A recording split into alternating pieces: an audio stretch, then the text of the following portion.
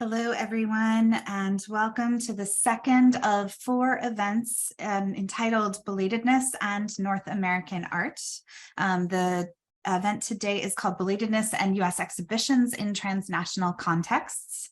My name is Emily Burns, and I am joining you from the Charles M. Russell Center for the Study of Art of the American West at the University of Oklahoma. I will share our university land acknowledgement. And since we joined together in cyberspace, but everyone is located someplace, I encourage you to take this opportunity for mindfulness of the Native histories in the place from which you join us.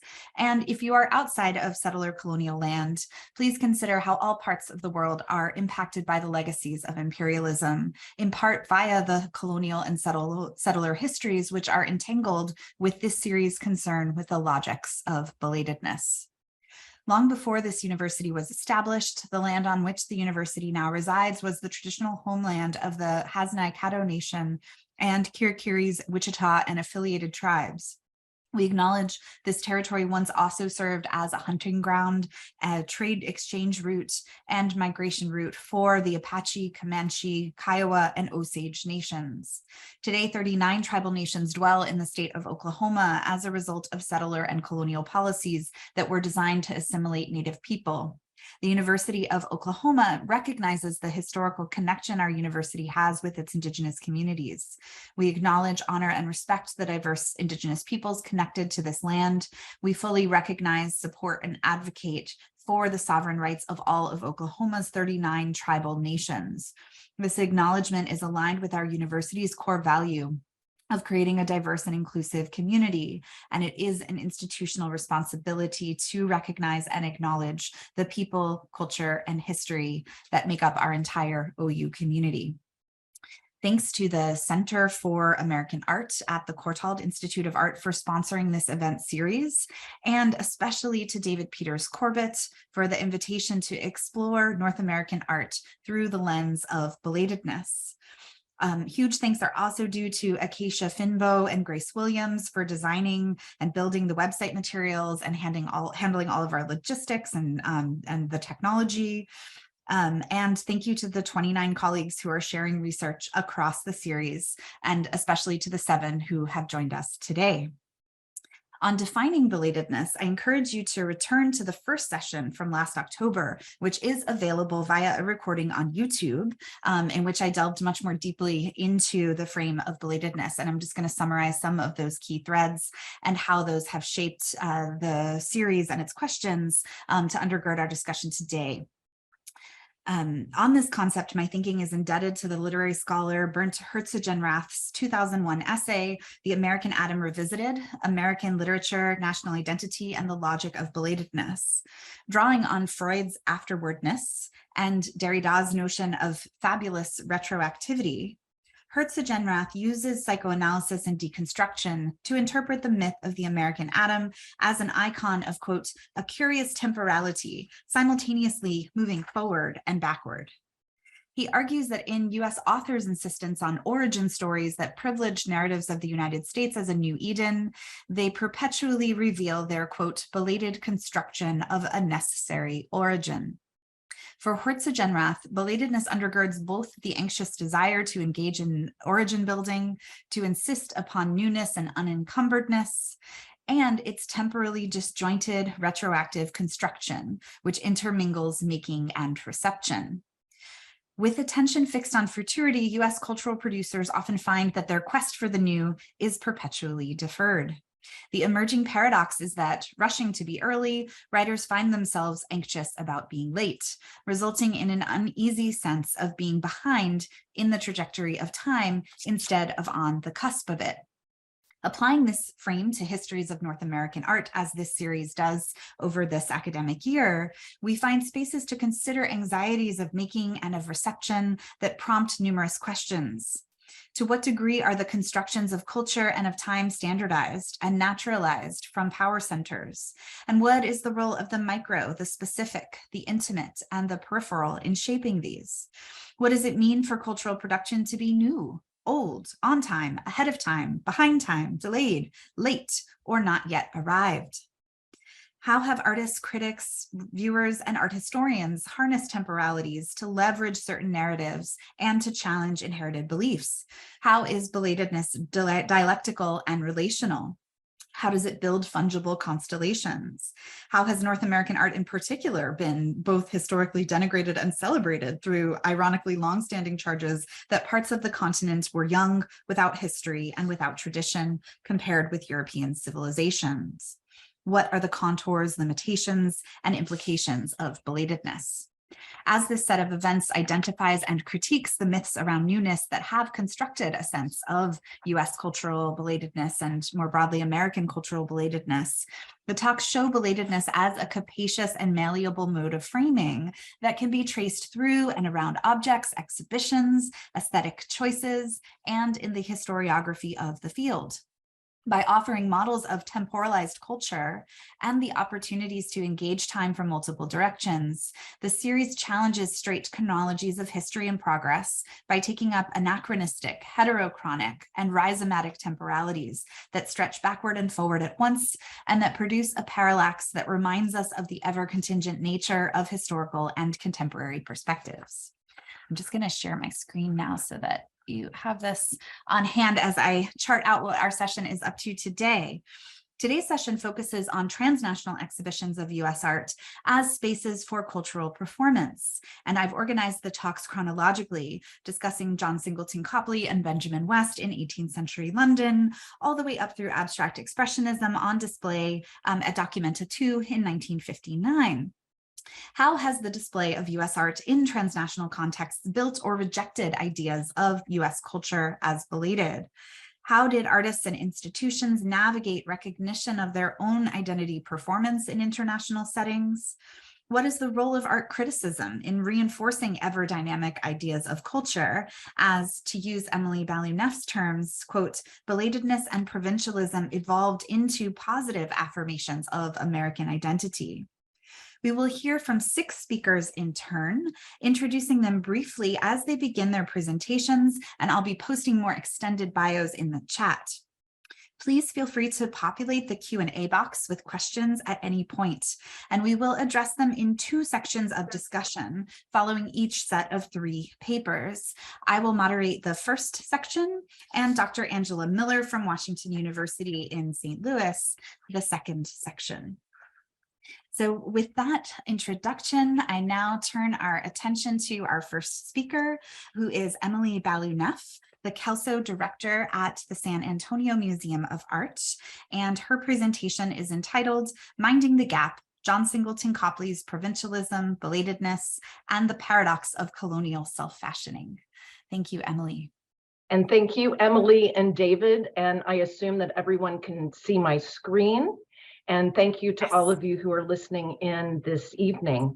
Alone among any number of Anglo artists who worked in or were from the British North American colonies, John Singleton Copley occupies a liminal space, a gap, an in-betweenness. Minding the gap, in the case of Copley, means paying constant attention to the timing of his departure from colonial Boston for London in 1774 on the brink of war, suspended between revolutionary Boston and the colony's capital of London, his emphatically neutral and nuanced political stance during the American Revolution, which placed him squarely in the middle, his innovative exhibition strategies that catapulted him to the forefront of British art while pushing him simultaneously to its edge, and the continuing bifurcation of the artist presented in, let's see, it's not moving forward. Let's see here. Acacia, I may need some help. It's not moving forward. If you just move your cursor onto the screen, Emily, that you should see down the bottom, there'll be scrolling. There we go. Yeah, there we go. There we go. Thank you. And the continuing bifurcation of the artist presented in Jules Proun's 2-volume catalog of Copley that divides his American and English production, reifying unintentionally a split that had already played out in the historiography of American art. This split continued, again unintentionally, in the 2 Copley exhibitions in 1995 that similarly bisected the artist in reassessments of Copley's portrait and history painting production. James Thomas Flexner, echoing so many critics since Copley's own time, summarized this rupture between the colonial Copley and the cosmopolitan Copley in 1948. As Copley walks up the gangplank of a square-rigged ship in June 1774, our curtain falls behind him, bringing an end to the first act of American art, asserting that Copley simply ceased to be American when he left colonial shores, and falsely, if powerfully, signaling a turning point in our nation's history. As the historiography goes, Copley was an essentially American artist who reflected the realism, pragmatism, and materialism of the colonial period as manifested in bewitching portraits of palpable presences posed among material splendors, delicately patterned lace, polished wood and metal surfaces, brilliant fabrics and lustrous pearls, rendered with the precision of a master carver, tailor, or jeweler, trades Copley desperately desired to rise above. Once abroad, it goes, he evolved into an essentially British artist who lost those American characteristics and succumbed to decadent, aristocratic fashion, walking up and off the American gangplank, to paraphrase Flexner. The imperial logic of binaries, periphery and center, colonized and colonizer, good and evil, pupil and master, colonial and continental, liney and painterly, essentially American versus London cosmopolitan, played out in the Copley historiography, with Copley himself performing many of these concepts, including for Joshua Reynolds and Benjamin West, in a symbiotic relationship in which the latter advanced their roles among the public as tastemakers, mentors, and authorities in a new British School of Art. The 2013 exhibition, American Adversaries, West and Copley in a Transatlantic World, also aimed to present new research on these colonial American and British artists, but in transcultural context. This is partly signaled by the cover of the catalog, which decenters land-based nationalist geographies of an America by overlaying in a transparency Charlevoix's 1720 chart map of the Atlantic Ocean over Copley's canonical Watson and the Shark, so that the Atlantic world displays equal footing visually among Britain, the Caribbean, Western Africa, what is now Mexico and Canada, and the Atlantic colonies. Thrust immediately into the Atlantic Ocean, the common denominator, the reader cannot take in a whole or easily recognized, well-defined nation state, but must constantly move between geographical contexts, enacting a world in motion, as phrased by Bernard Bailyn. Provincial, with its connotations of ignorance and unsophistication, as well as its inferred status as a subaltern or an inferior region of a larger nation and an inferior part to a desired whole, characterizes Copley's written words and painted actions. Copley expertly performed provincialism, which also relates to belatedness through its affirmation of being late, delayed, and old-fashioned. Copley was both mindful of and terrified by lateness, his lofty ambitions for enduring fame and fortune necessarily dependent on his acceptance among London's artistic tastemakers, whom he viewed as ahead or advanced. Advancement implies linear progression, movement from one place to a better place. And at the time, British artists such as Reynolds and West, two of the founders of what would become the Royal Academy in 1768, were mission-driven to produce a British school of artists under the authority of the king, to them a much better place.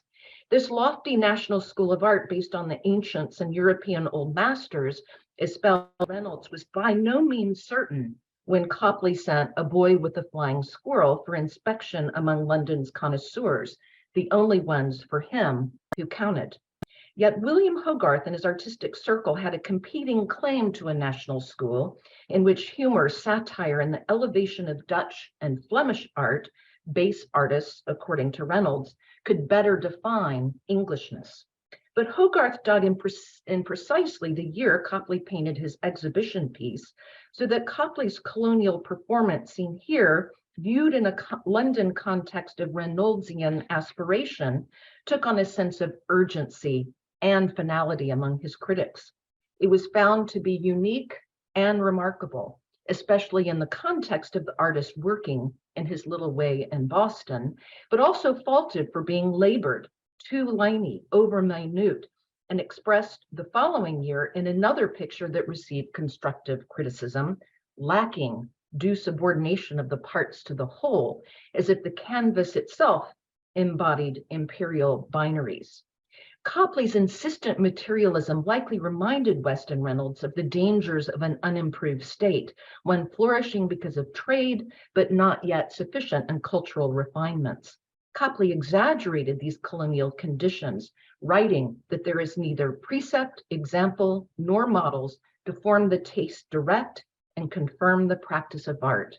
By referring to colonial primitiveness, Copley could advertise abroad his astonishing talent before he left colonial soil.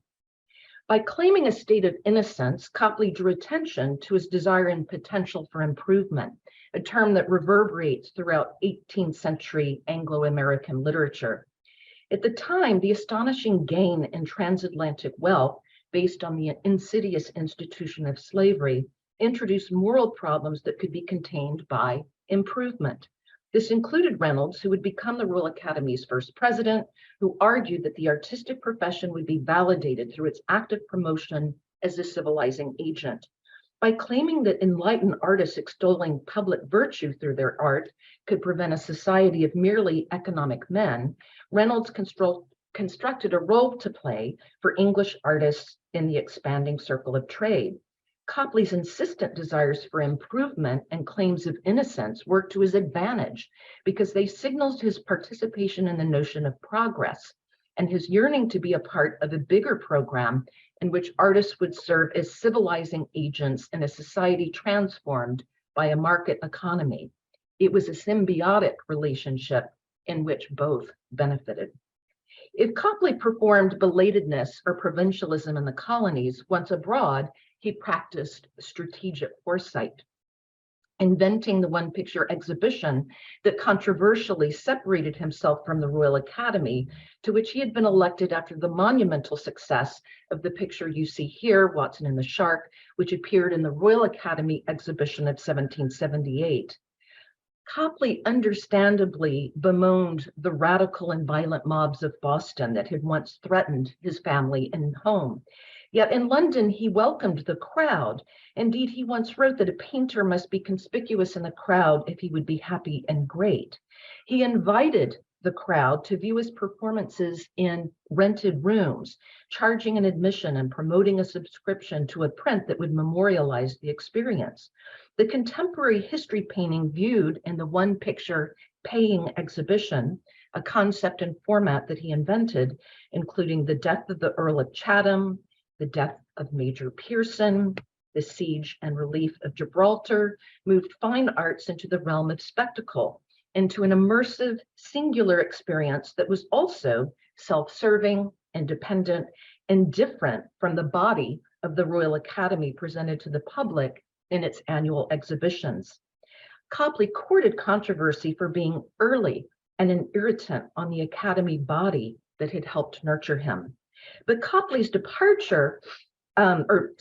Copley's development of the genre of the contemporary history painting, so closely tied to modernity, news media, celebrity, political rhetoric, transatlantic exchange, and empire building, threw into question its relevance as changing global events inevitably altered its meanings, and the celebration of empire on which this house of cards was built collapsed. Benjamin West proved defter and more diplomatic in his own strategic foresight, as seen in his canonical The Death of General Wolfe, which took the lead in introducing contemporary history painting in the grand manner, featuring a spectacularly well-known hero and savior to a grateful nation, immortalized 11 years before and transformed here into a Christ-like figure. The painting is self-contained. The events of the day are narrated in a counterclockwise manner, culminating at center with what is clearly Wolfe's death. It is a completed narrative. In it, West places obvious emphasis on valor and bravery, as represented by Wolfe, but secondarily and significantly, the theme of diplomacy and the potential of assimilation as one body signified by the trio at left, the Haudenosaunee Indian, the Ranger, and the Scottish Highlander, three figures in symbiotic relation, as indeed they were on the ground, inseparable and virtually meaningless without the other in the imperial psyche. If we look at the painting in terms of contingent history, history as it happened, as opposed to retrospective history, looking backward with knowledge of the eventual outcome, we come to understand how West deftly balanced his role as historian and journalist, artist of the British school and of mass appeal, master of classicism and religious painting, with its repeated artistic references to both, at home in both so-called old world and new, grafting something together that was new yet familiar, a comprehensive expression in the art of contact and conquest culture. West demonstrated that he could be assimilated into a British school, just as the utopian scene at left, in which Native American Ranger and Highlander, a trio expressive of New World necessities and promise, held out the hope of assimilation, a middle ground, as phrased by historian Richard White. And of course, it should be noted that the English generally viewed all three of these types as both necessary and barbaric. West cultivated this persona over time, from the perhaps apocryphal statement in which he compared the Apollo Belvedere to a Mohawk warrior on his first visit to Italy at the beginning of his career, to trading on his own status as a colonial specimen, personifying the colonial enterprise in numerous prints, drawings, and paintings that portrayed and connected him to Native American knowledge, carefully expressed here in the figure of the seated Haudenosaunee and Ranger. And you can see just a few of these images of objects that were incorporated into the painting, a quillwork garter or strap, wampum, beaded and quillwork pouch, triangular silver earring adorning a soapstone smoking pipe, is a few examples of objects from his own collection that made West a well-informed insider of empire. West may be accused of glossing over, of course, the complexities of Indian Ranger and Highlander on the borderlands of colonial enterprise, but in this vibrant trio of figures so specifically elaborated, he shows the newness of a world in the making, a world not yet silenced by the failure of diplomacy. It is telling that in a roughly 60-year career, with 15 years of it West portraying Indigenous American culture, the artist abruptly stopped in 1776, its popular currency rapidly devaluing. Native Americans were simply less newsworthy in contemporary politics, and the once vaunted culture of frontier diplomacy, symbolized by council fires, pipe tomahawks, oratory punctuated by wampum, honorary gorgets, now either empty of meaning or signifying failure. Inspired by his friend and eventual adversary, Copley took the contemporary history baton and ran, using natural history as opposed to West's frontier trio to inspire and build his crowd. Watson the Shark is a loaded painting in which so much would have been new, novel, current, and or signaled advancement to its audiences, even as the narrative itself was belated, based on a personal tragedy of an orphaned youth attacked by a shark in Havana, Cuba harbor in 1749. Here, Copley produced a creation myth, a brand, for a still living merchant on the make, Brooke Watson. Brooke Watson grew rich in the trade of dried fish that supported the slave trade and provided government provisions through 3 expensive wars. The timing of this painting marked the beginning of his political ascendancy, and he eventually received a baronetcy through his strategic use of political and commercial connections. And note that Watson's 1803 crest and coat of arms made use of the sea theme that had defined his life, and you can even see the torn leg recovered in the shield at upper left. Whereas Wolfe had been a known and celebrated figure, dead for well over a decade when he appeared in West's account, Brooke Watson was no one. Complicit with the press, with headline news, tabloid journalism, Watson penned the story of his life for a newspaper article that was published at the time Copley's painting appeared at the Royal Academy's annual spring exhibition. In a symbiotic move between painter and subject, Watson and Copley made one another famous. In the painting, Copley makes use of the exploding public fascination with natural science of the time, sparked by the quote-unquote imperial influx of specimens, as one historian terms it. From Captain Cook's voyages to the Pacific Islands, he returned from his second voyage at precisely the time Copley arrived back in London from his European tour during the summer of 1775. And the popular curiosity-filled Bavarian Museum, which opened down the street from Copley's home the same year that he moved to Leicester Square. While Copley was criticized at the time by one critic for the shark not being like, it was by far the most realistic and horrifying image of a shark up until that time, and was likely drawn from a shark jaw specimen, and maybe also from the shark or dogfish that appeared in an image in an English translation published by Thomas Jeffries in 1771. Although in Copley's version, it is embellished by red-tinted gums that form lips, a misplaced spiracle which should go behind the eyes, and a tuft-like appendage in front of the dorsal fin, a mistake he corrected by removing it in the next version of the painting, now at Boston. Also new was that here, sailors are not used for scale or staffage. Indeed, Copley renders them with a finely tuned and rare humanity at odds with the popular association with the mob, with strikes and riots, outlandish Jack Tars, as John Adams phrased it. Sailors operate here as one body, heroic in their capture of a vulnerable, misplaced part who appears to succumb to the cruelty of nature, although Copley suspends the narrative to enhance the drama. One of the figures, the one at top, is Black, the subject of which has resonated in the published literature for decades.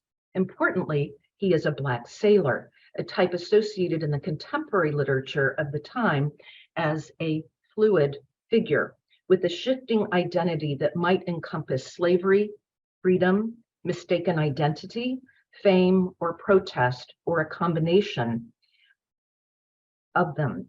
It's not just that he forms the apex of the composition that signals his enigmatic importance. He is connected through the rope, as scholars have noted, to both Watson and the shark, and importantly, I would note, his leg merges with another figure who delivers a blow to the shark with his barbed spear. Their bodies become one. A doppelganger of Watson, he is a youth apprentice seaman, which indeed Watson was at the time of this life-changing event. Unlike Wes Wolfe, this is an incomplete narrative that is finished only by the spectator, who, armed with the knowledge that the man with the wooden leg is Watson, can fill the gap themselves, empowering the viewer to finish the tale. Copley built upon a commingled tradition of science, art, and so-called New World imagery, in which centuries of biblical imagery of Jonah and the whale and the art of exploration and encounter and conquest were forged in the same crucible.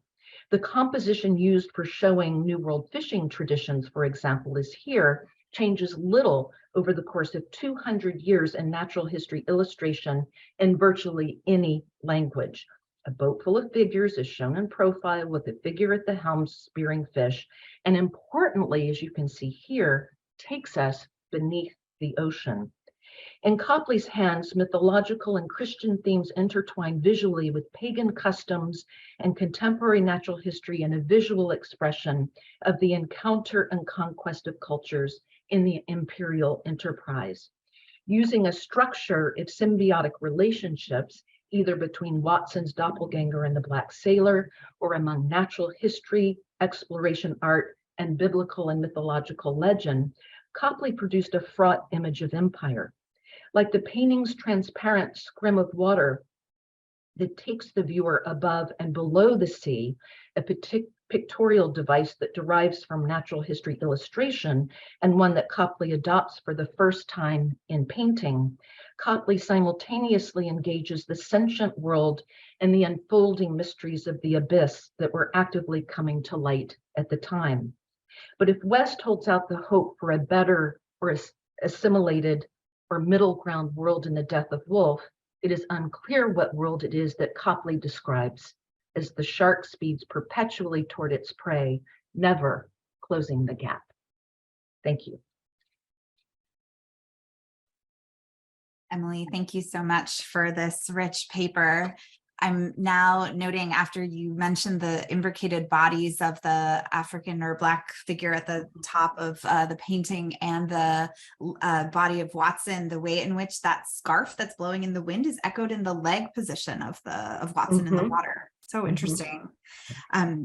Thank you also for drawing our attention to the close links between ideas of provincialism and belatedness and the colonial project.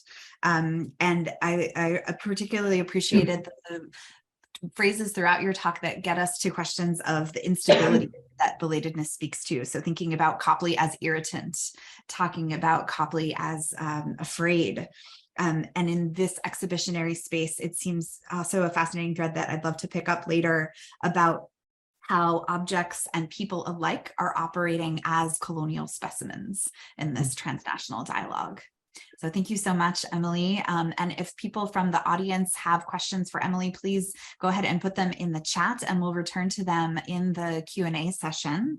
And for now, let's turn our attention to our second speaker, Tanya Port, who is a curator from the Lyman Allen Art Museum.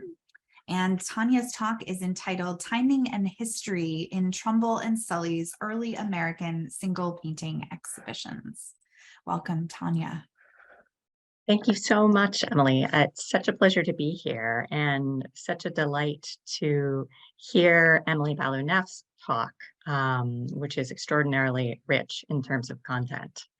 Let me just share my screen here to talk today about sort of some follow-ups, American artists who were inspired by these types of exhibitions that Copley and West produced in England and tried to kind of transplant them into an American context. Okay.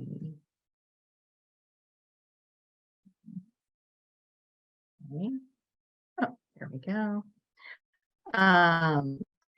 Adapting British painting and business strategies to suit American circumstances, the artist John Trumbull broke new ground in his exhibition of the Declaration of Independence, making it the first multi-city extended tour of a single painting in America. Trumbull studied in London under Benjamin West in the 1780s, a time of change and innovation in the arts and exhibitions.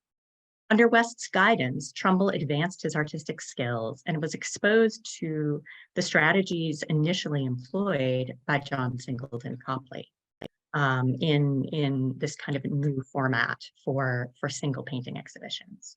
Now, artists had long had studio spaces doubling as showrooms, but the idea of a single painting space as a spectacular visual event, a space that the public sought and would pay to enter, emerged only after large group Academy exhibitions were firmly entrenched. Independent single painting shows in Britain were formulated and received as alternatives to the Royal Academy group exhibitions.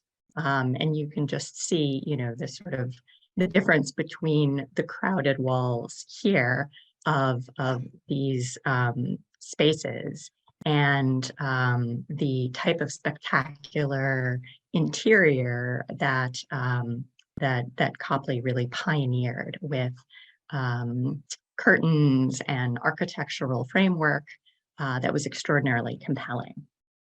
But American exhibitions preceded and emerged alongside American academies and arts organizations. So there's a kind of inverse situation that happens where American artists take this format, this idea of a kind of portable single painting or a painting that could be exhibited in a rented space and then taken down, wrapped up and taken and put up in another city. And they use this strategy to fill gaps in terms of spaces for public art in America in an early era where there was a lack of fine art academies and art organizations. In London, Copley, as Emily had discussed, was the first artist to break with established tradition and bypass the Royal Academy exhibition, showing his Death of the Earl of Chatham in a rented space in the spring of 1781. Copley painted this on speculation, anticipating that he could generate profit from prints and admission fees. And he planned very carefully, advertising for engraving subscriptions even before the painting was placed on view. Additionally, offering advance information about the painting to the press. About 20,000 people attended the exhibition, paying a shilling apiece, and Copley earned over £5,000 from the production of the print. His project was made possible by the success of the print after Benjamin West's death of General Wolfe. And these two scenes and others that Emily Neff showed us give a sense of the kind of format that evolved in this era, wherein these scenes combined recent history, patriotism, sensational subjects, and identifiable portraits to create works with a kind of broad public appeal. John Trumbull sought to emulate this formula, and in the spring of 1789, while he was sort of at the end of his studies in London, he painted this canvas, The Sortie Made by the Garrison of Gibraltar, and he exhibited it in a rented room at Spring Gardens as a sort of final project before departing for the US. Trumbull saw this exhibition as a culmination of his studies in London and a chance for him to, to sort of have a hands-on attempt to do an exhibition in London and then take his strategies back to America to produce scenes of the American Revolution. And critically, I think he saw the example of West and Copley and their move to leave America and form tremendously successful careers in London. And he wrote, rejecting the assumption that he had to abandon my country or my profession, Trumbull chose both. I hope for better things, he said simply, and returned to America to try these things anew. Motivated by ideological purpose and financial need, American artists such as Trumbull and later Sully and others helped to expand audiences for art, balancing elite and popular interests to negotiate their role in an emerging public sphere. Success depended on exhibiting a painting that the public would find compelling, however, something that was difficult to predict. And here are two exhibition paintings that were created by Samuel F.B. Morse, the House of Representatives and the Gallery of the Louvre. And these were both fairly dramatic failures as exhibition projects for Morse, and were part of the reason he abandoned painting altogether. They were ideological, but beyond the design and execution of a large-scale painting, artists had to focus on issues of display, transport, and the strategic use of print media to market and promote their paintings.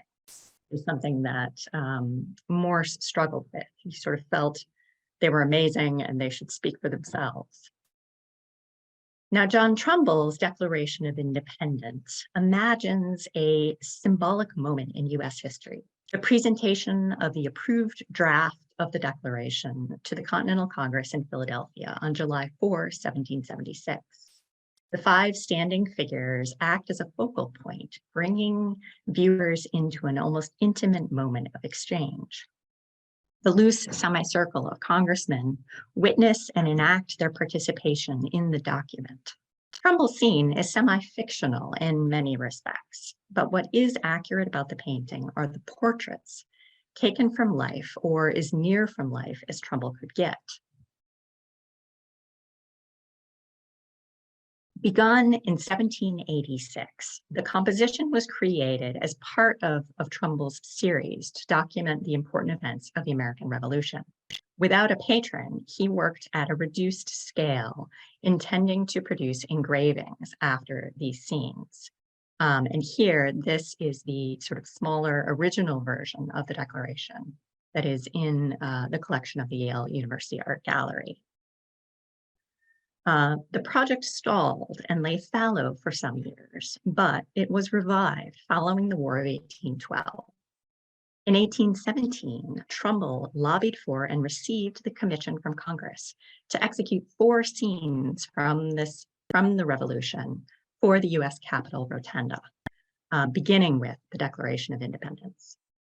And he negotiated a hefty fee of $8,000 per painting, which was extraordinary.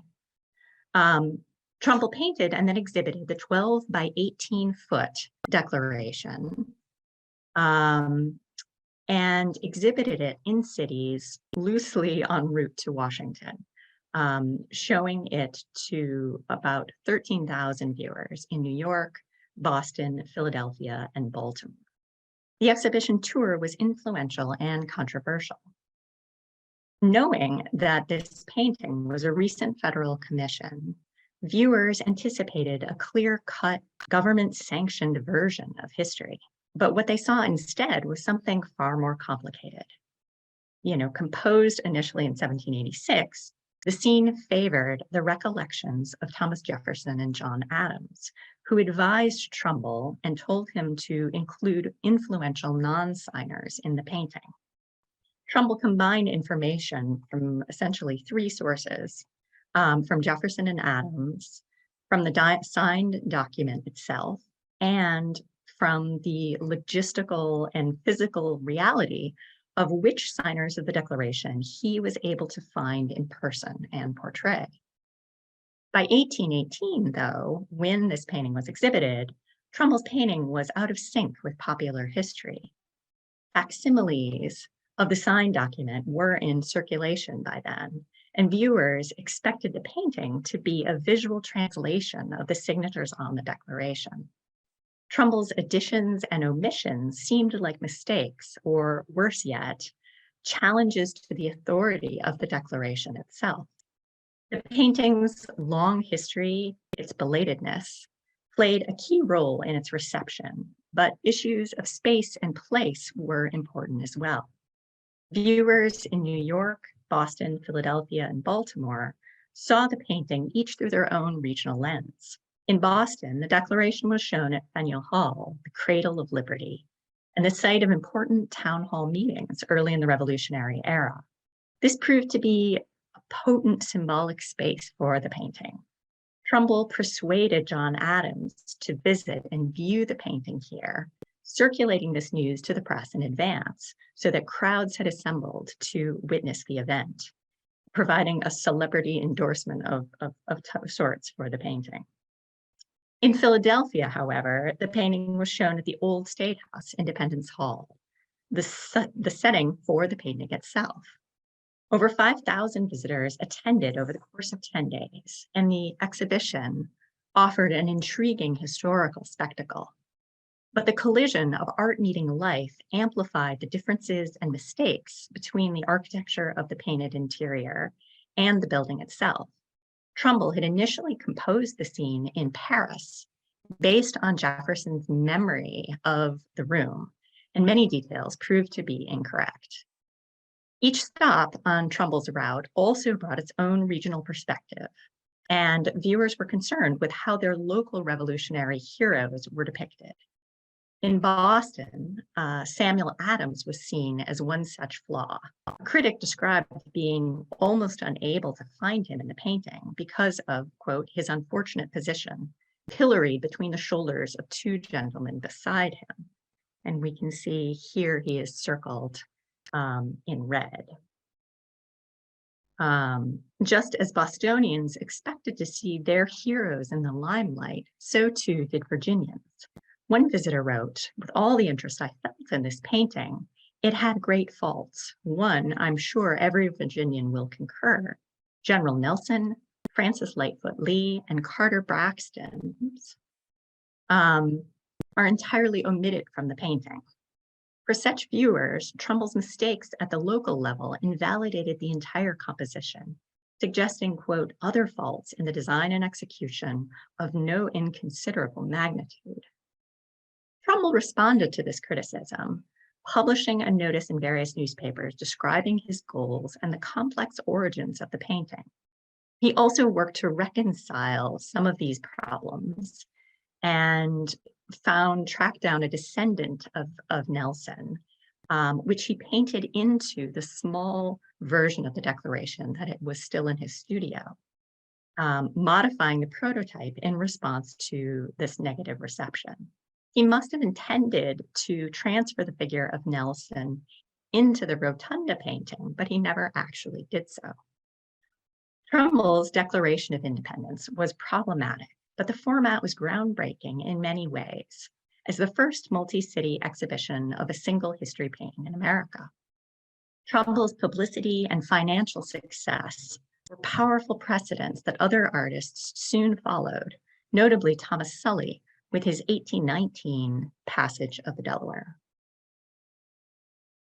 And here we can see this painting that is currently in the collection of the Boston MFA. Here, Sully depicts the Continental Army's nighttime crossing of the Delaware River on December 25th, 1776, in preparation for Washington's surprise attack at Trenton.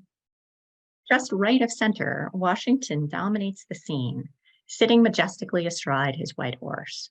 Beyond him, however, calm command gives way to chaos as the startled horse rears up, figures face in various directions, and the ground drops off sharply to the left as the embankment gives way to the river valley below.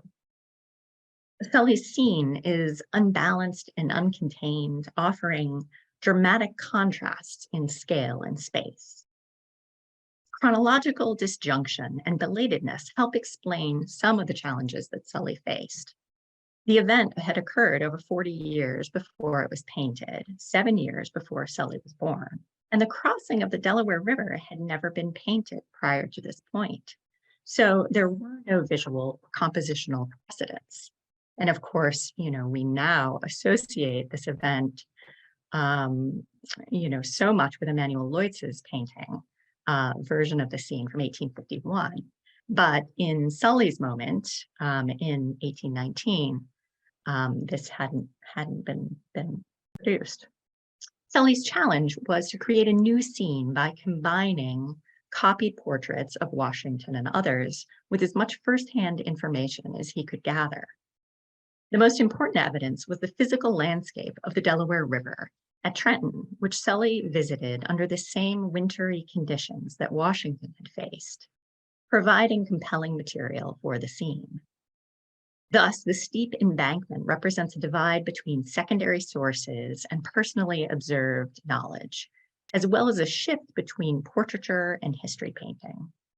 And this merging of genres had been partially dictated by the painting's initial commission. This painting was first conceived for the state of North Carolina, whose General Assembly had requested 2 portraits of George Washington.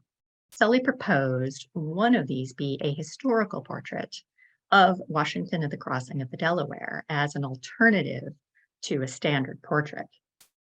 Now, the creation story of this painting has emphasized bad luck and circumstances outside of Sully's control. It's been called an accidental exhibition painting because, as the story goes, it was created on a canvas that was too large by mistake and only exhibited as a last-ditch effort to salvage this failed commission. Viewed in a broader context of Sully's other projects, however, it's clear that the artist shifted gears early in the painting's production and carefully planned the passage as an exhibition piece, using the painting to test his capacity as a history painter and an entrepreneur. Sully had initially proposed that the passage as an 8 by 10 foot composition, but he decided in the spring of 1819 to increase the size to nearly 12 by 18 feet, obtaining a large canvas and starting work on it before he had the approval of the officials in North Carolina. In a tragic error of timing, he sent a letter asking for the dimensions of the space in May but did not hear back from his patrons until early August of 1819, when it was confirmed that the canvas was too large for the space allotted. Although the secretary wrote that he hoped for a solution, Solly replied that he preferred to keep the painting for himself. I assert that he chose not to modify this barely begun composition because many things had changed in the art market and in Sully's own life between the spring of 1817 and the summer of 1819. Benjamin West's extremely popular Christ Healing the Sick had arrived in Philadelphia in late 1817, and Sully himself helped install the large painting at the Pennsylvania Hospital. Then John Trumbull capitalized on his commission for the U.S. Capitol Rotunda by touring the Declaration of Independence. Following on the heels of these successful exhibitions, Sully thought he could exhibit the passage on his own, gaining greater exposure for the painting and revenue for himself than if he had sent it to Raleigh. Sully's choice to enlarge the painting indicated his ambition and his desire to follow in Trumbull's footsteps. More niches remained open in the U.S. Capitol Rotunda, and the possibility for additional federal commissions was an incentive for Sully to paint a rotunda-sized history painting. There were other circumstances as well that contributed to his push to generate this very large-scale painting. Sully opened a gallery in conjunction with a framer, James Earle, in Philadelphia, where they could exhibit independent single paintings. And they showed this painting and other works there as well. But when Sully circulated this painting and traveled with it to several other cities, it did not do very well. It was disappointing, and partly, a lack of kind of promotion and advertising were factors that, led to kind of lackluster receipts. Sully went on, interestingly, to produce a second single exhibition painting, a copy of Granet's Capuchin Chapel, a very, very different type of painting that viewers described as a transportive experience where they entered this very dramatically lit contemplative space and vicariously traveled to Italy, and it was tremendously successful.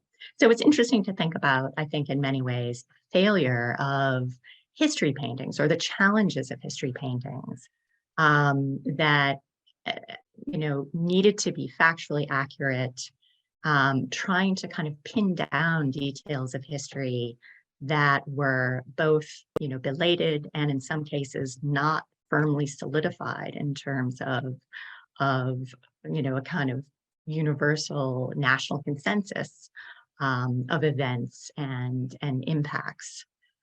So it's something that I think artists explore in a variety of ways. Another artist, Rembrandt Peale, paints this huge scene of the Court of Death that is very successful as well.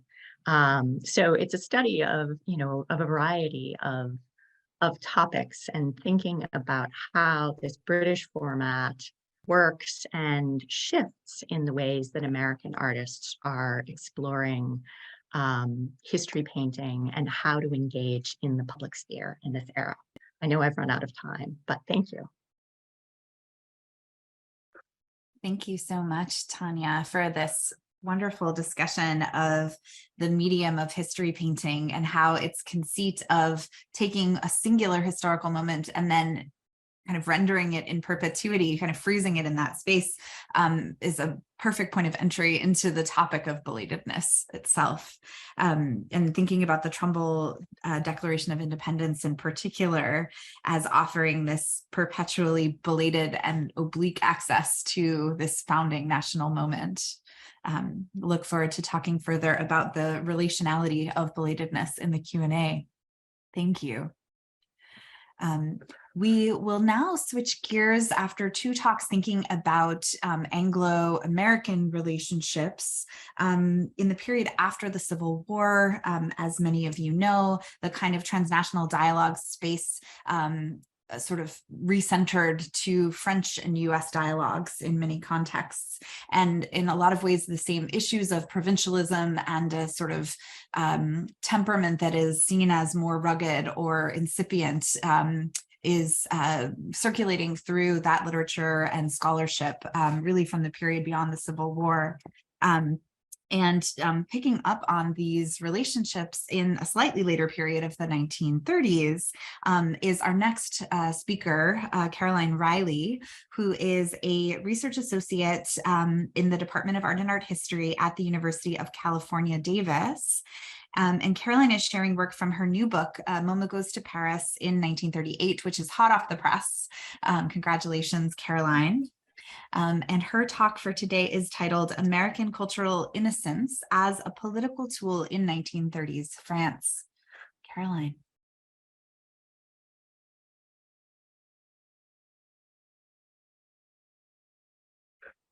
Okay, thank you so much, Emily, David, and everyone who worked on the conference, including my fellow speakers. Today, I am in Washington, D.C., which sits on the ancestral lands of the Anacostia. I gratefully acknowledge the vibrant Native communities who make their home here today. I'm also going to acknowledge I am fighting a cold. So I think everybody is probably very happy that me and my tissues are virtual today. So I apologize in advance if you can't always hear my voice as well, and I'm happy to repeat during the Q&A.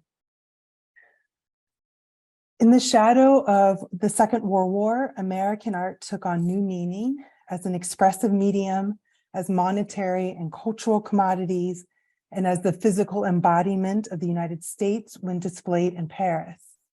In 1938, MoMA curators installed the museum's first international exhibition, 3 Centuries of American Art, at the Musée des Jeux de Paume. With 3 Centuries, MoMA laid out an authoritative vision of American art history that extended its chronology to the early colonial period and encompassed countries far beyond the geographical borders of the US. The exhibition contained over 750 artworks dating from 1609 to 1938, arranged in 17th and 18th century paintings, 19th century paintings, sculpture and prints, folk art, architecture, film, photography, and contemporary art. For time, and because of my other speakers in my panel, I'm only looking at the early paintings and at folk art. 3 Centuries operated as a representational proxy of the US that promoted both its cultural exceptionalism in display, for example, of folk art, including art by Black artists, and its industrial strength in the display, for example, of skyscrapers. On the cusp of World War II, how did the perception of American cultural belatedness in an exhibition of American art history benefit the French? Complicating our notion of belatedness' possible diplomatic function, 3 Centuries was the first collaboration between MoMA and the US government, and officials saw in it the potential to represent American democratic values as totalitarianism advanced in the 1930s. Early in the planning, MoMA director A. Conjure Goodyear and President Alfred Barr decided to break American paintings into 2 categories, historic and contemporary, by employing 1908 as their line of demarcation. 1908 marked the Macbeth Gallery's Ashcan School exhibition. Thus, in the historic section, paintings including Margaret Gibbs, which you're seeing on the far left, Copley's Nicholas Boylston, Homer's 8 Bells, St. Gaudens, Robert Louis Stevenson joined prints such as Currier and Ives' Champion of the Mississippi and Audubon's Snowy Owl. And I'll return to this tension between historic and contemporary later to ask questions about how this continuum functioned. But first, Tracking the evolution and travel of Margaret Gibbs from painted form to printed identity and from West Virginia to Paris brings to light the creative layers of transmutation. This process allows us to appreciate the vastness of what I've termed the exhibitionary life cycle in my book, and how an artwork's interpretation must change in order to become part of American art history. In preparation for the exhibition, movers hired by the MFA Boston removed Margaret Gibbs from the dining room of the West Virginia home of Ethelene Smith, the painter's owner and Gibbs' descendant. Goodyear requested the painting after he was unable to borrow Mrs. Elizabeth Freak and baby Mary. To MoMA curators and their French collaborators, the portrait of a wealthy 7-year-old white girl represented an origin story formed from a self-effacing mythology for American painting. But Smith, as the Gibbs descendant, saw the portrait as a family member. Here, the painting pivots between personhood, capturing an invented memory before pivoting back to its material form, a cumbersome and heavy object to be created. The transmutation of Margaret Gibbs continued when curators transformed the painting into publicity posters for the exhibition and into a catalog illustration.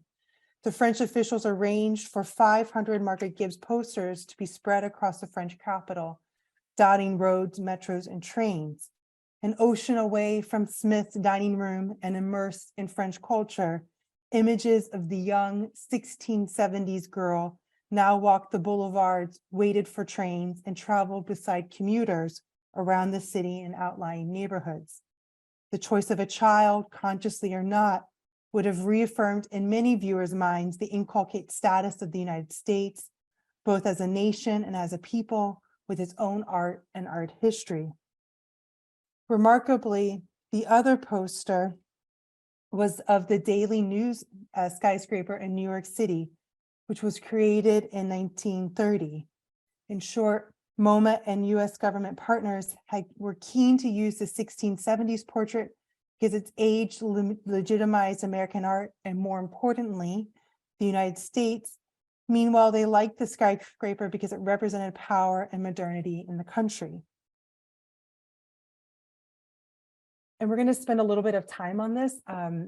This is a remarkable table that's in the exhibition catalog. And in this table, Barr attempted to summarize 3 centuries on one page by mapping the continuum between historical and contemporary art. In its organization, it serves as a touchstone to tackle the impact of varying media, treated as equally meaningful and influential when summarizing the history of American art and culture from 1670 to 1935. In a highly unusual formulation, the table outlined the symbiosis between historical and contemporary art and culture by giving equal weight to, among other artists, Copley and the Walt Disney Company, whose Steamboat Willie and other artworks were on view in Paris. By commingling high and low art, it increased the importance of both. Its innovative construction combined American artistic and cultural legacies overlaid with technological innovations, national population growth, and government projects. The land of indigenous groups and the labor of enslaved people are not explicitly acknowledged. Instead, Barr listed the influx of immigrants, the sowing of grains and tobacco, the invention of the cotton gin, and the Restoration period. Geography and distance were central to the conception of American history and culture, summarized by Barr in his table.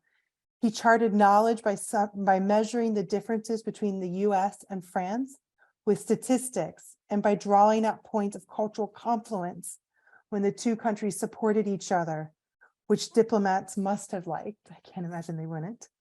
At MoMA, the definition of modernism stretched back to the 1880s. Barr saw MoMA as a museum devoted to both modernism and contemporary art, not just the latter, and modernism was not bound by a particular chronology. The tying of old and new was key to the success of 3 centuries as an art history survey. The historical art helped legitimize the more recent artworks by rooting them in the past, and the contemporary works made the historical art relevant in a rapidly changing cultural environment. Mapping these ideas within a table laid bare for readers the connections between the Americans and the French, who were politically and culturally close but distinct. By growing denser after the invention of photography and film, the table also suggested a teleological viewpoint in which art becomes more abundant with the new media, but also more at risk due to more frequent wars. The table served as a rewriting of American culture without entirely erasing the alternative formulations. The large amount of data was an attempt by Barr to forestall French criticism that American artistic culture lacked aesthetic complexity or historical relevance. Included in the table are Benjamin Franklin's experiments, and of course, Franklin was a diplomat in France, the Tennessee Valley Authority, and the production of 25 million cars, among others. This complex network of events, projects, and publications provided evidence of a rich and varied American cultural terrain. And during the Q&A, I'm happy to discuss more how the artworks themselves functioned as economic tools in 1938. In the context of 3 centuries, the artists on view, beginning with the quote unquote first portraits of the Gibbs children and concluding with artists actively working in 1938, provided a visual synopsis of this history. The first artist listed in the table is Copley. With him in particular, Barr marshaled the painter's international reputation to buttress the recent work of American artists. At the end of the spectrum, the broad global appeal of Disney's Mickey Mouse since its creation in 1928 arguably gave Copley, a portraitist who died over a century earlier, continued relevance as the figurehead of a great American continuum. And I realize how important reception is to some of the folks in the audience. So I'm going to give you sort of an overview of how the French were responding, the Americans and the French were responding to certain aspects of 3 centuries.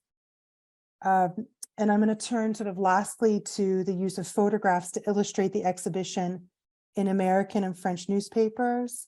Also because not everybody's attending the exhibition, so they would have learned about it through the press, and there was nearly 500 articles devoted to this exhibition around the world. I'm going to look also at the French reception just to the historical paintings and the folk art in the exhibition. The Herald Tribune, in consultation with MoMA head of publicity Sarah Newmeyer, picked photographs of Margaret Gibbs, which you're seeing in the up-hand corner, Copley's Mrs. Seymour Fort, Homer's watching the breakers and croquet scene, Aiken's sailing, Phoebe Mitchell's The Stream, Joseph Pickett's Corral's Ferry 1776, and Lucy Douglas's Royal Paltz, as well as Baby in the Red High Chair, Quilting Party, and Morning Pictures. And I'm only showing you a selection of those images here. In publishing these images, the Herald Tribune represented American art with 6 folk artworks, as well as 17th, 18th, 19th, and 20th century paintings. The resulting group emphasized the wealth, national resources, recreational activities, and family life of the United States. The newspaper did not understand how to employ the art historical categories on view, instead simplifying them into cultural values. By comparison, Thomas Lynn at the New York Times sought 10 photos and received from Newmeyer images of Joseph Wright's George Washington, Stuart's Mrs. Richard Yates, and General Henry Knox, Sargent's Robert Louis Stevenson, Ryder's Death on a Pale Horse, Homer's 8 Bells, Aiken's The Pathetic Song, and Max Schmidt on A Single Skull, and Girl in White with Doll. In addition to a desire to promote Americans' early material wealth, Lynn fixated on the Homer Aiken's Ryder Triumvirate, a category that Barr emphasized in the Paris display and discussed at length in the catalog. Thus, Lynn was the only one who appeared to consider the artworks within an art historical category. More broadly, more than 400 news articles in the US tended to emphasize the themes of American prosperity, trade, and religion. Out of all of these articles, the most frequent published artwork was Peaceable Kingdom, which we could sort of connect to Laura Igo's talk from last session. The painting illustrates the importance of folk art as a category for forming an American alternative to the pre-existing Eurocentric history of art. It was not a work that diplomats would have requested, though. Extrapolating from this data confirms that it was 19th century painting and folk art, folk and popular art, that American newspapers sought to locate a history of American art for its readers. And I'm happy to talk more in depth about the distinction between folk and popular during the Q&A. 10 French art critics cited 18 artists and 11 artworks as evidence in their reviews of American painting before 1900. The critics listed 16 artworks by unknown artists, including Quilting Party, which you're seeing in the upper left corner. They also reference Hicks' Peaceable Kingdom and the residence of David Twining, the Gibbs Children, Peale and Joseph Wright's Washington Portraits, Homer's Dressing for the Carnival, Harnet's The Faithful Colt, and Sargent's Robert Louis Stevenson. The acceptance of these artists and of Hicks in particular, who never sought inclusion in American art history, confirms how much of canonization is outside the purview of the artists. Homer's croquet scene was the most cited painting, followed by references for Blakelock's Indian Encampment, Peale's After the Bath, and Whistler's arrangement in gray and white. Particularly meaningful to our discussion of belatedness, nine French art critics specifically cited folk and popular art as representing the best of American art because it embraced what they identified as wholly American values. One possible reason the section resonated with the French is the American folk art was reminiscent of French artists who, in response to the trauma of World War I, have rejected technology within their own artworks. I'm happy to talk about that more in depth. And I'm only going to focus on 3 reviewers for the sake of time. So the Gazette des Beaux-Arts is a very popular general art historical journal in France. And the critic wrote, for an authentic origin of American sculpture, one must search in the popular art. And he cited a cast iron horse weather vane, the wooden Henry Ward Beecher sculpture, which you see on the left, William Edmondson's Mary and Martha, which you're seeing on the right, and John Smith's sculpture Tough Boy. Specifically, he interpreted Edmondson's 1930s stone sculpture of 2 girls and Smith's 1931 wooden sculpture, currently lost, as having been created at the turn of the 19th century. Further, he wrote of his pleasure upon seeing Hicks's work and the Currier and Ives lithographs, thereby merging the distinct folk and popular categories into a seemingly cohesive and overlapping history of American culture for the French public. Barr likely would have welcomed this conflation because he promoted the folk and popular as overlapping aesthetic styles and regional movements without a specific time frame. So it's kind of interesting that it becomes sort of unhinged from the 1930s and is seen as these are 19th century works. In a regional, Rouen is a sort of a regional paper, the writer stated, the revelation of the exhibition is in the section of popular painting, which shows a happy soul. The critic cited 4 paintings, including Baby in the Red High Chair, the one on the left, which expressed a sort of sacred emotion. The choice of sacred connoted an essence or an essential quality of American culture. Further, in the weather veins, the critics saw a quote unquote supreme synthesis, which suggests a melding of the modern and folk categories.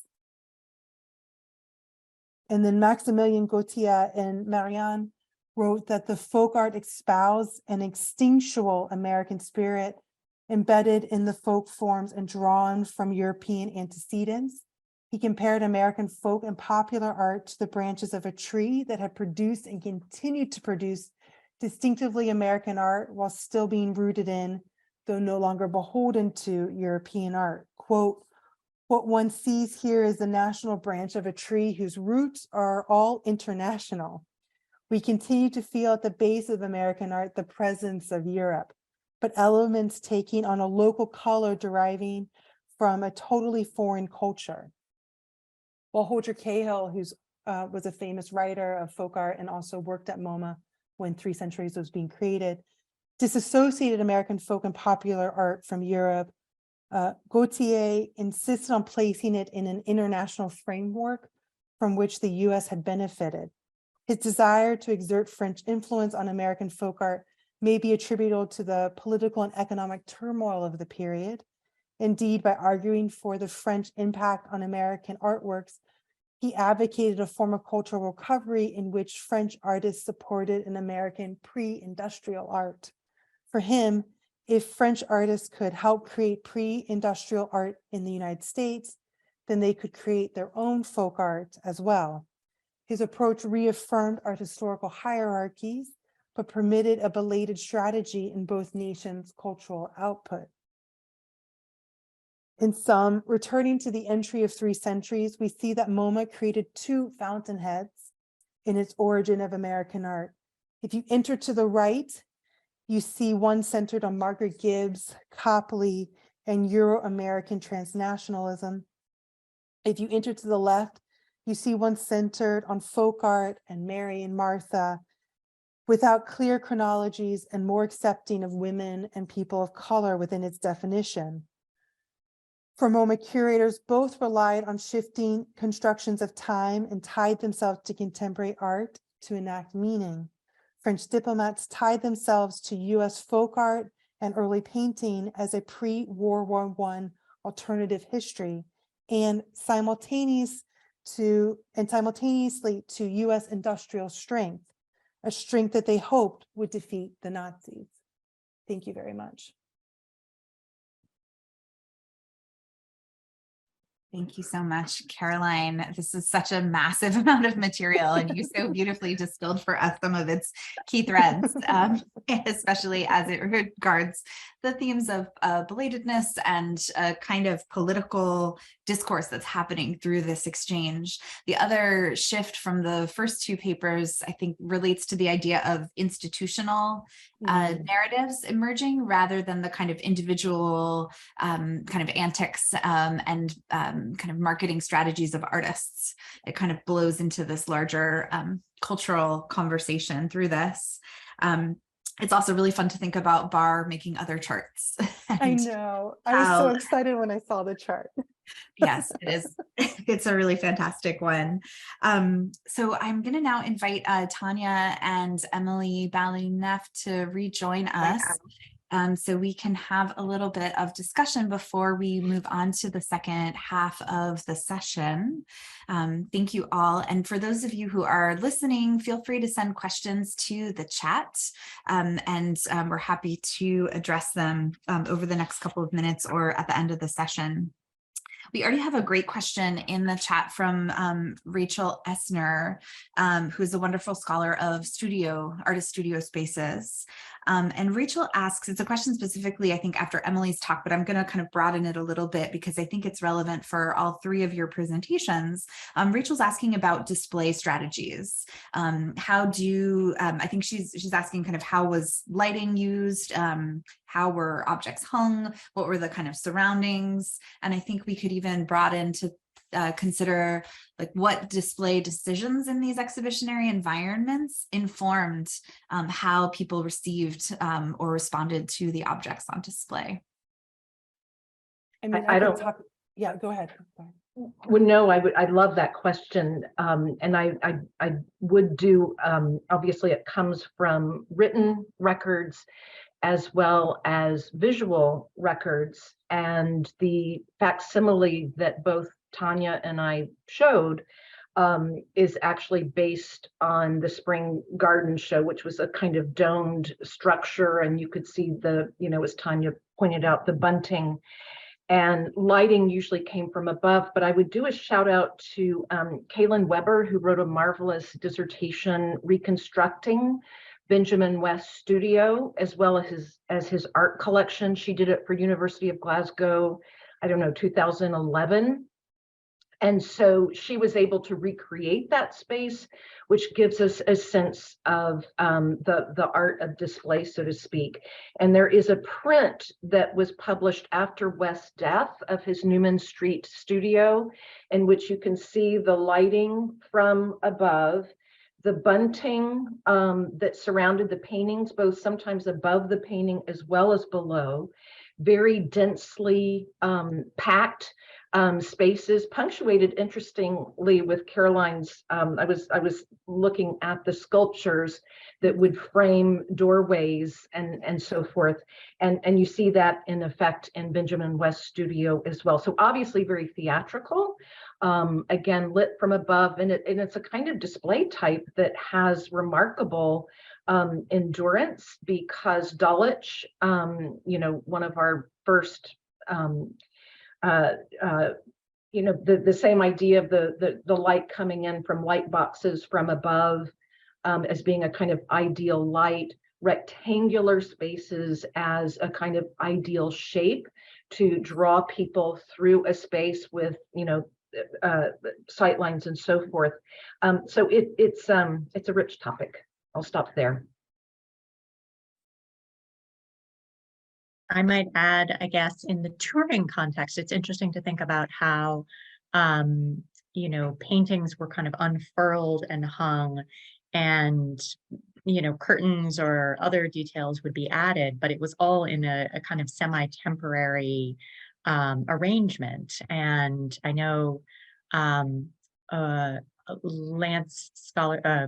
painting conservators, Lance and Gay Myers, to have treated a number of these large paintings from this era and talked about how there is a lot of damage around the edges, because, if you put a painting that's 12 by 18 feet up in a space that isn't quite big enough, one solution is that you fold the bottom and the top and the sides sort of back to make it fit in the space, and that there were a lot of losses and areas of damage that kind of reveal how paintings are, were modified on the fly to fit into some of the spaces that they occupied.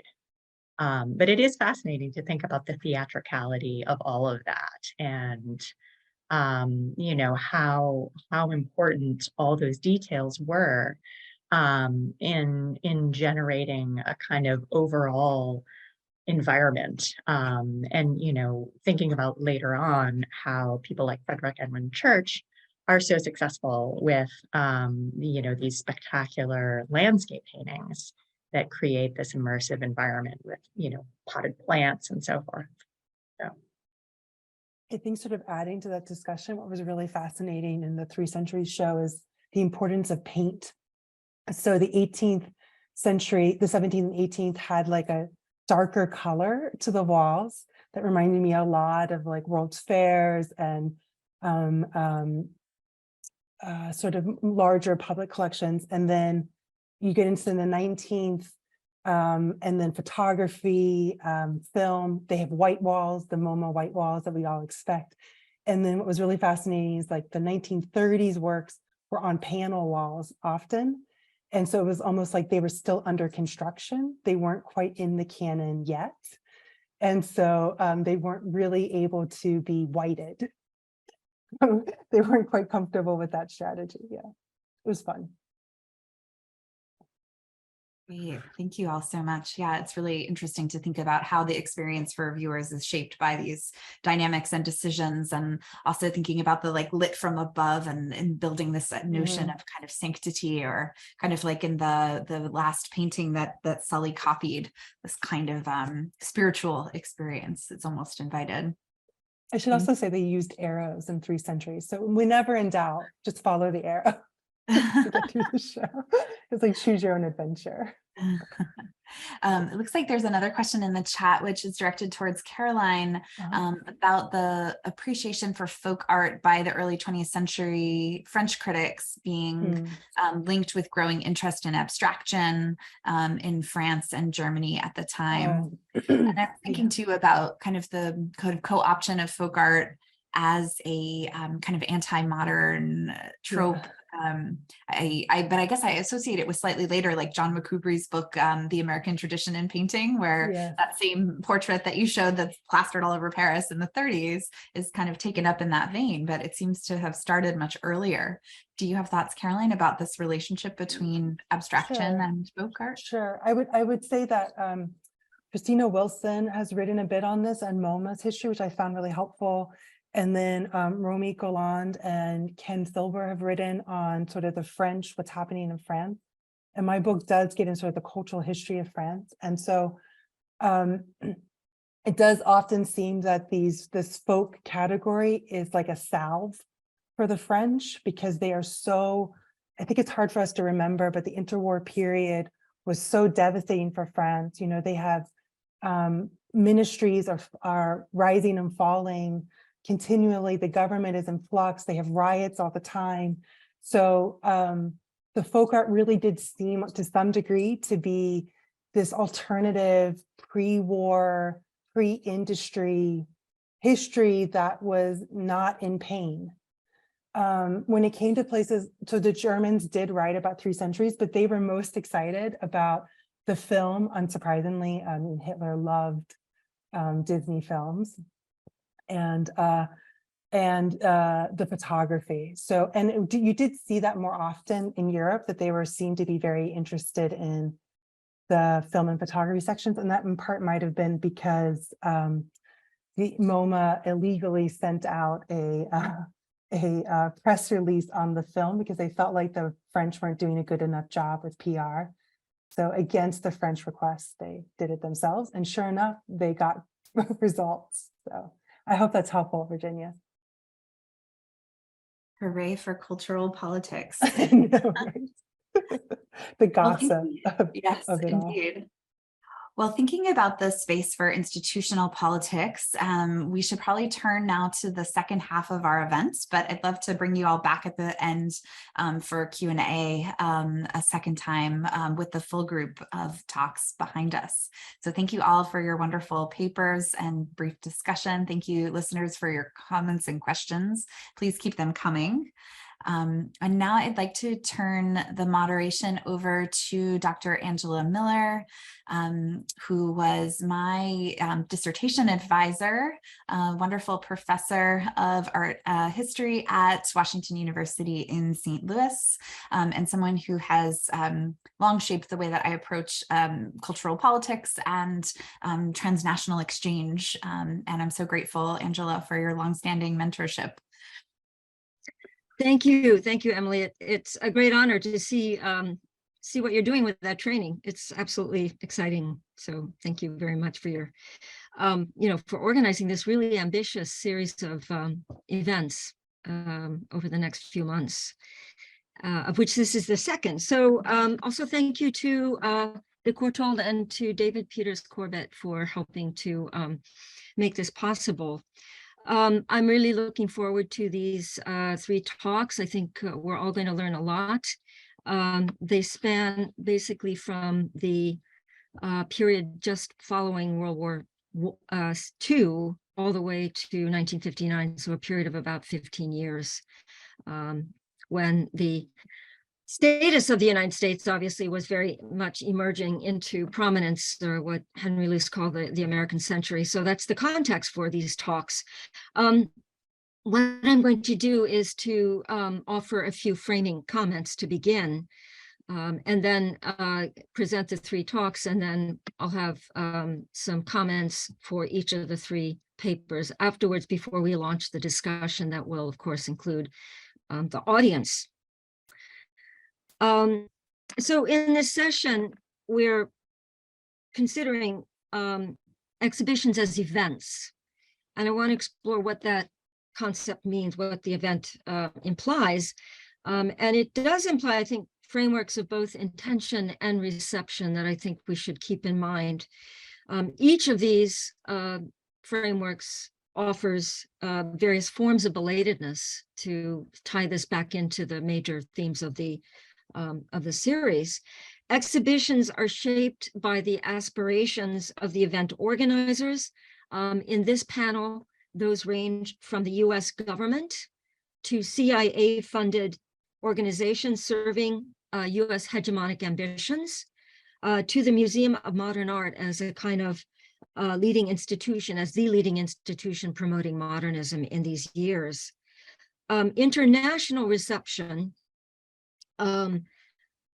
then triggered these kind of alternating currents of belatedness, implying both cultural lag in one context, as well as a knowing form of what I think of as a kind of arrogant innocence in others. So sort of tracing the full range of performative innocence or belatedness that we've seen elsewhere in these series of talks.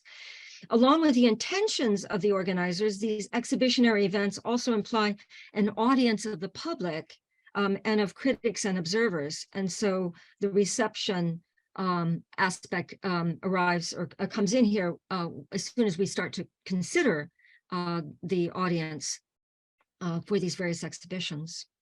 And finally, in the post-war years, the international exhibitions staged by the US in forms of what I think of as soft cultural diplomacy imply a global geopolitical context that we should keep in mind as well.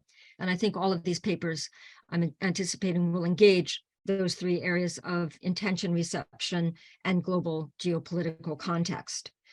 Events framed within a national US context and then presented to European audiences and critics could radically misjudge the reception of American art abroad, and we'll see that happening. More particularly in the wake of World War II, the nation's cultural self-absorption must have appeared in even higher relief, a kind of pointed reflection of its belated relationship to Europe and Europe's own profound reckoning with the horrific legacies of the Enlightenment. So yet a final framework for belatedness. So with those few framing remarks, let me introduce the first talk by Mark White. Mark White is Executive Director of the New Mexico Museum of Art, and we will put his longer bio in the chat. Thank you, Mark. Thank you, Angela. And I also want to thank Emily and David for this opportunity to join this fantastic panel. I also want to acknowledge that the New Mexico Museum of Art sits on unceded ancestral Tewa land, specifically Ogapoge, now present-day Santa Fe. And with that, I will share my screen. Hold on. Nope. I can't get to, sorry, the way that the screen is structured, I can't get to the. I think if you go to view or slideshow at the top of the screen. Yeah, Fields. it's the, hold on a sec. I need to shift it over. There we go. Sorry about that, everyone.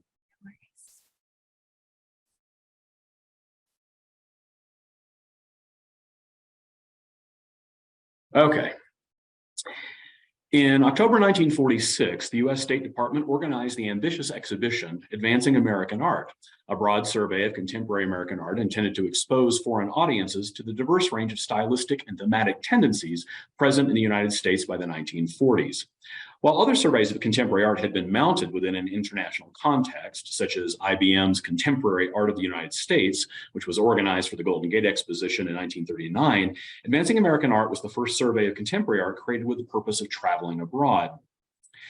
Curated by J. Leroy Davidson under the administration of William Benton, Assistant Secretary of State for Public Affairs, the exhibit hoped to foster cultural goodwill abroad, and the State Department, in its promotional statements, emphasized individualism and freedom of expression. Previous exhibitions the State Department had mounted through the National Gallery had been largely historical surveys of American art, in which contemporary artists were often a relatively small minority. In turn, the title of the 1946 exhibition, Advancing American Art, was pointed in its use of the verb to suggest that contemporary American artists were finally achieving progress, maturing, or moving forward in a meaningful way. Granted, the title could also summon connotations of an army, especially in 1946, yet the organizers and supporters repeatedly denied nationalistic or hegemonic tendencies in their project, as we will see. American artists may have arrived late to the party belatedly, or so to speak, but they were now ready to contribute to the global community. For Benton, advancing American art was one of the tools in the war of information he waged against Stalinist communism in the late 1940s. He claimed that, quote, exhibitions of this kind also make an impact among communists overseas because they illustrate the freedom with which and in which our American artists work, unquote. Benton's belief in culture as a diplomatic tool also marked his involvement in the formation of UNESCO. Although he did not attend the early organizational meetings as a delegate, he served as vice chairman of the committee and personally appointed his predecessor at the State Department, Archibald MacLeish, as chairman. Benton instructed the delegation to encourage UNESCO to promote its program of international cooperation through mass media, especially radio and film. He lauded UNESCO for its proposed mission. Quote, the cultural democracy which UNESCO proposes is a democracy of mind and spirit in which every culture shall be free to live and develop itself and in the great community of common culture, unquote. This belief in a great community of common culture is apparent even in a cursory examination of the checklist of advancing American art, which reveals that the art and artist drew upon stylistic and thematic influences from across the globe. American folk art, indigenous art, Dutch de style, the School of Paris, German Expressionism, and Russian Constructivism, just to name a few.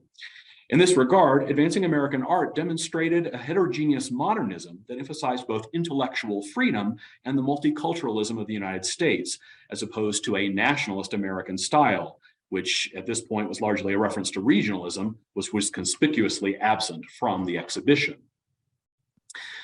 Modernism for the organizers and promoters of advancing American art was not defined by a single aesthetic ideology, but by a plurality of expression created in response to the conditions of modern life by artists of varying intellectual dispositions and different racial, social, and cultural backgrounds. In turn, the State Department hoped to promote this notion of modernism as an example of the individualism and freedom of expression available in American democracy. Davidson selected 79 oils representing the heterogeneous nature of American modernism in the 1940s. Artists with established reputations, such as Stuart Davis and George O'Keeffe, were included alongside emerging artists such as Ben Zion and Gregorio Prestopino.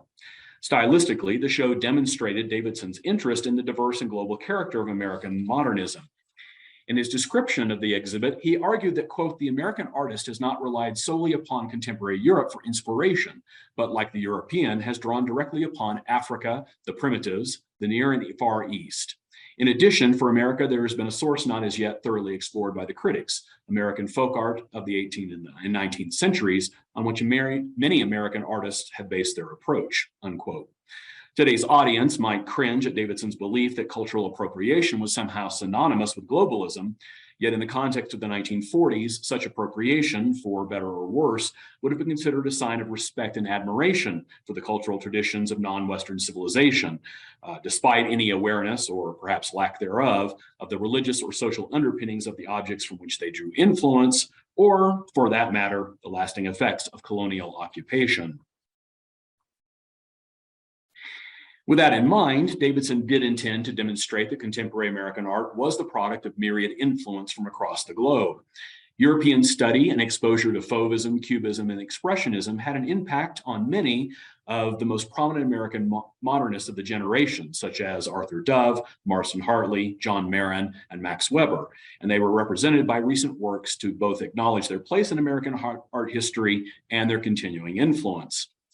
This was particularly apparent in the choice of Hartley, who had died in 1943 and was the only deceased artist to be featured in the exhibition, but his influence on many of the younger artists must have necessitated his inclusion. Others included had close relationships to many of the most prominent members of the European avant-garde. George L.K. Morris, for instance, had studied with Fernand Léger, and the former's painting demonstrated clear influence from the hard-edge cubism of his instructor. Abraham Ratner developed close relationships with Le Corbusier, Alberto Giacometti, and Pablo Picasso during his numerous sojourns in Paris in the 1920s and 30s, and his works demonstrated affinities not only for Georges Rouault, but also Haïm Soutine. Similarly, Irene Rice-Pereira had studied with Amédée Ozenfant in Paris, but her work had much more in common with the Russian constructivism of El Lissitzky and the neoplasticism of Dutch artists Piet Mondrian and Theo van Doesburg.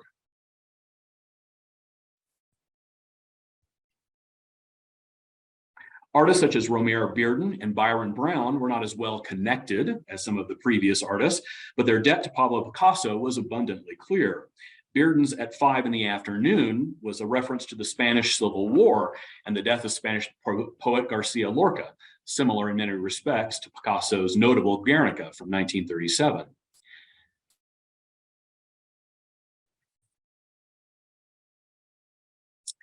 French Surrealism also had an influence on Charles Howard, William Baziodes, and Adolphe Gottlieb, although Baziodes' vaporous color was somewhat beholden to Chilean painter Roberto Mata, and Gottlieb's compartmentalized abstractions were informed by Northwest Coast Native American textiles and house posts, among a number of other influences that I won't go into here. German influence was equally represented in advancing American art. Both Karl Zerbe and Werner Dreyfus were German expatriates. Zerbe has been condemned as a degenerate by the Third Reich and was a close colleague of Max Beckmann's, while Dreyfus had trained at the Bauhaus with Laszlo Moholy-Nagy and Vasily Kandinsky.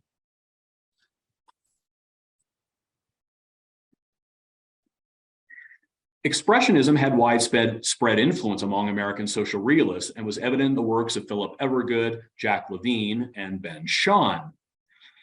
Finally, Davidson's interest in American folk and naive painters was represented by artists such as Lauren MacIver, Everett Spruce, and even Yasuo Kuniyoshi, whose Circus Girl Resting had been directly inspired by folk painting, especially 18th century limners. Davidson purposely included more conservative artists as well, such as Louis Boucher, Walt Kuhn, and Reginald Marsh, quote, so that the entire gamut of contemporary production may be estimated, unquote. His approach to contemporary art anticipated a statement on modern art issued in 1950 by the Institute of Contemporary Art in Boston and the Museum of Modern Art and the Whitney Museum of American Art in New York City. In that statement, the three museums defined modernism as a multi-form movement and stated emphatically that, quote, the field of contemporary art is immensely wide and varied, with many diverse viewpoints and styles. We believe that this diversity is a sign of vitality and of the freedom of expression inherent in a democratic society. We hold that American art, which is international in character, is as valid an art, obviously American, as art obviously American in subject matter.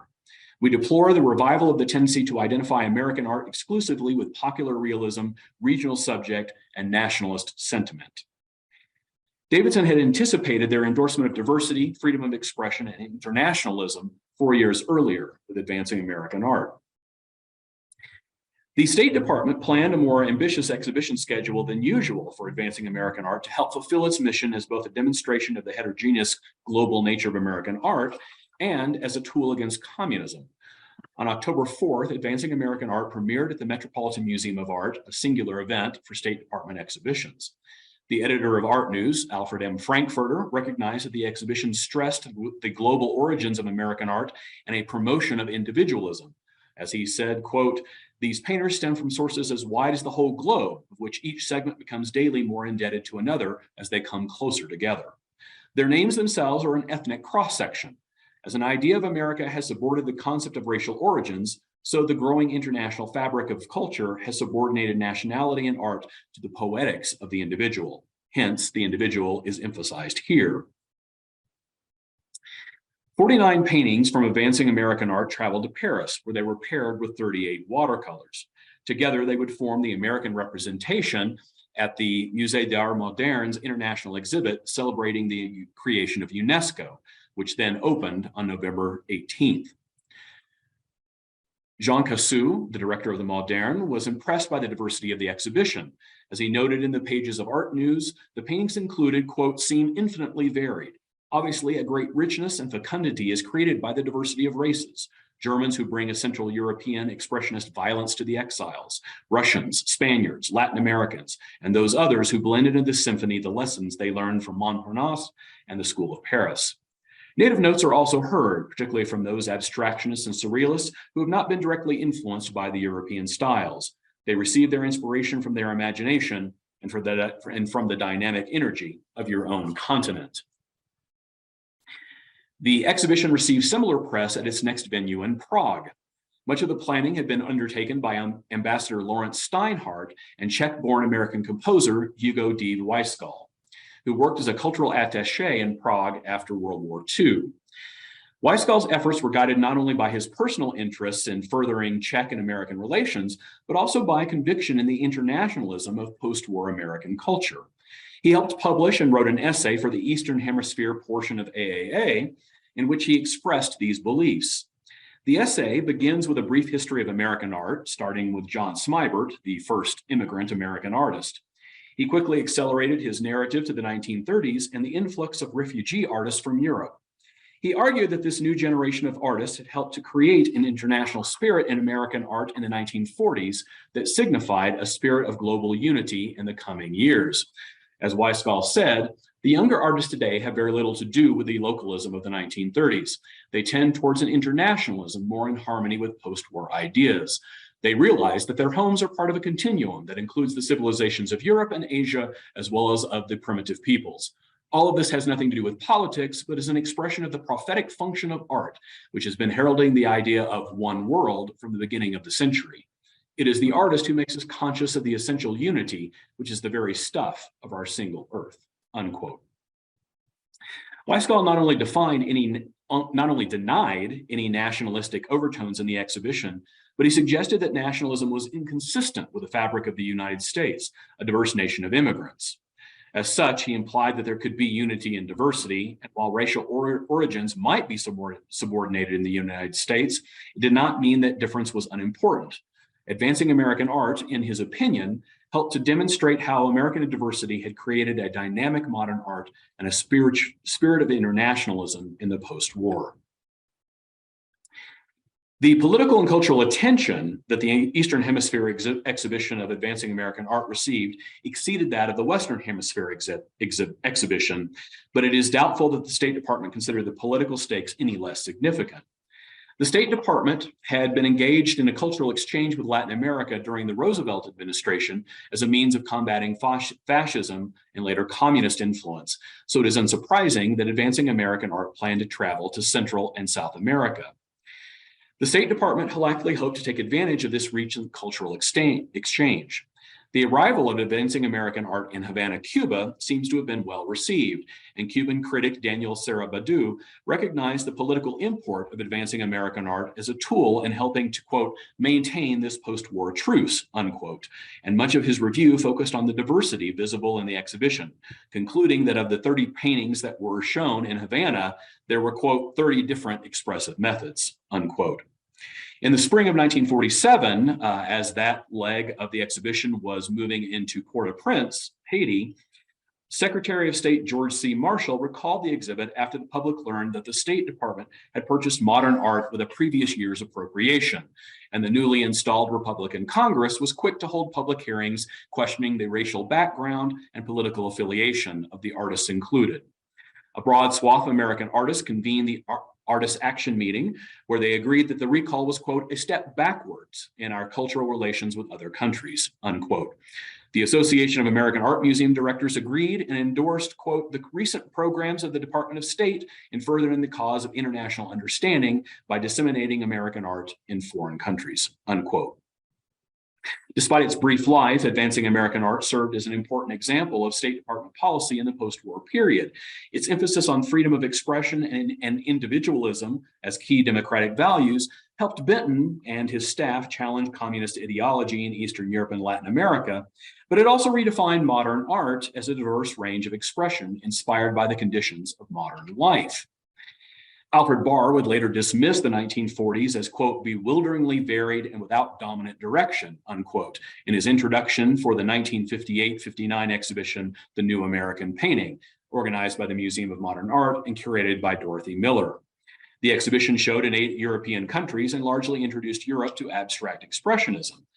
Although Barr was less convinced that AbX was an appropriate description, he considered it a somewhat cohesive movement and had watched over the previous decade with deep excitement and pride at, quote, their long struggle with themselves even more than with the public and their present triumph, unquote. Contemporary American art was no longer advancing. It had arrived and claimed victory.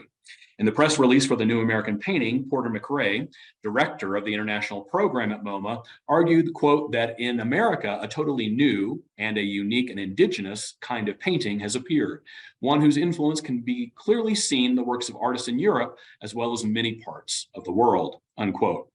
McRae insinuates that contemporary American artists, specifically the abstract expressionists, were no longer taking their cues from Europe. European modernists and others worldwide were looking to the US. The spirit of internationalism that had guided advancing American art had little presence in the New American Painting, if we take McRae at his word, which was largely nativist in perspective and decidedly homogeneous in contrast to the plurality J. Leroy Davidson sought. Thank you. Thank you. Let's see. I'm trying to get myself back on here.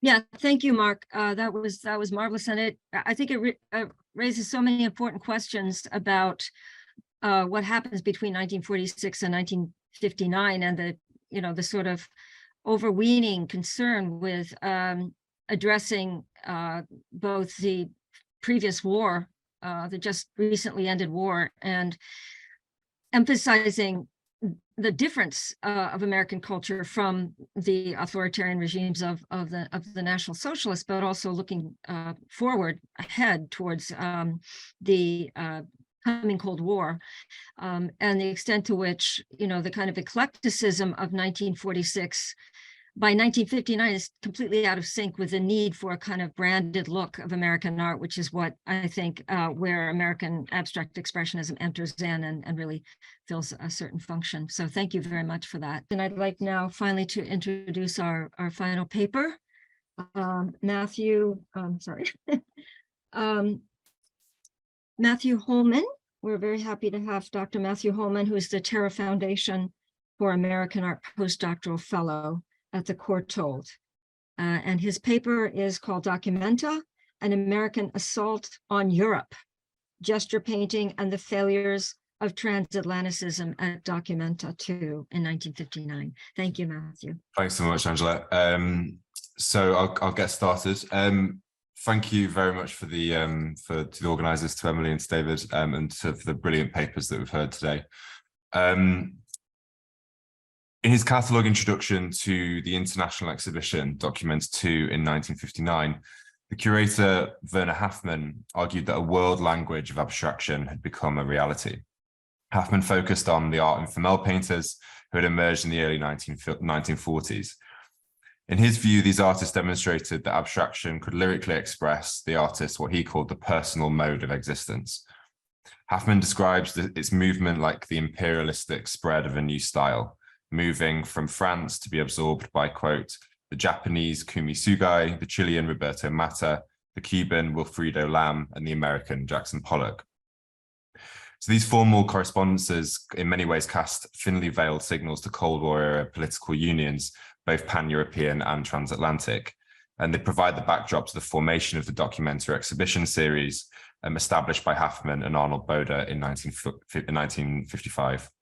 Documenta was formed after West Germany's admission to the Western European Union, which is the predecessor to the European Union, and the North Atlantic Treaty Organization, NATO, in 1954 and 1955, respectively. In its infancy, Documenta focused almost solely on abstraction. It had the dual purpose of reconciling German society with a globalized art market and the artists banned as degenerates under the Third Reich, together with showcasing non-communist modernism as formally opposed to East German social realism.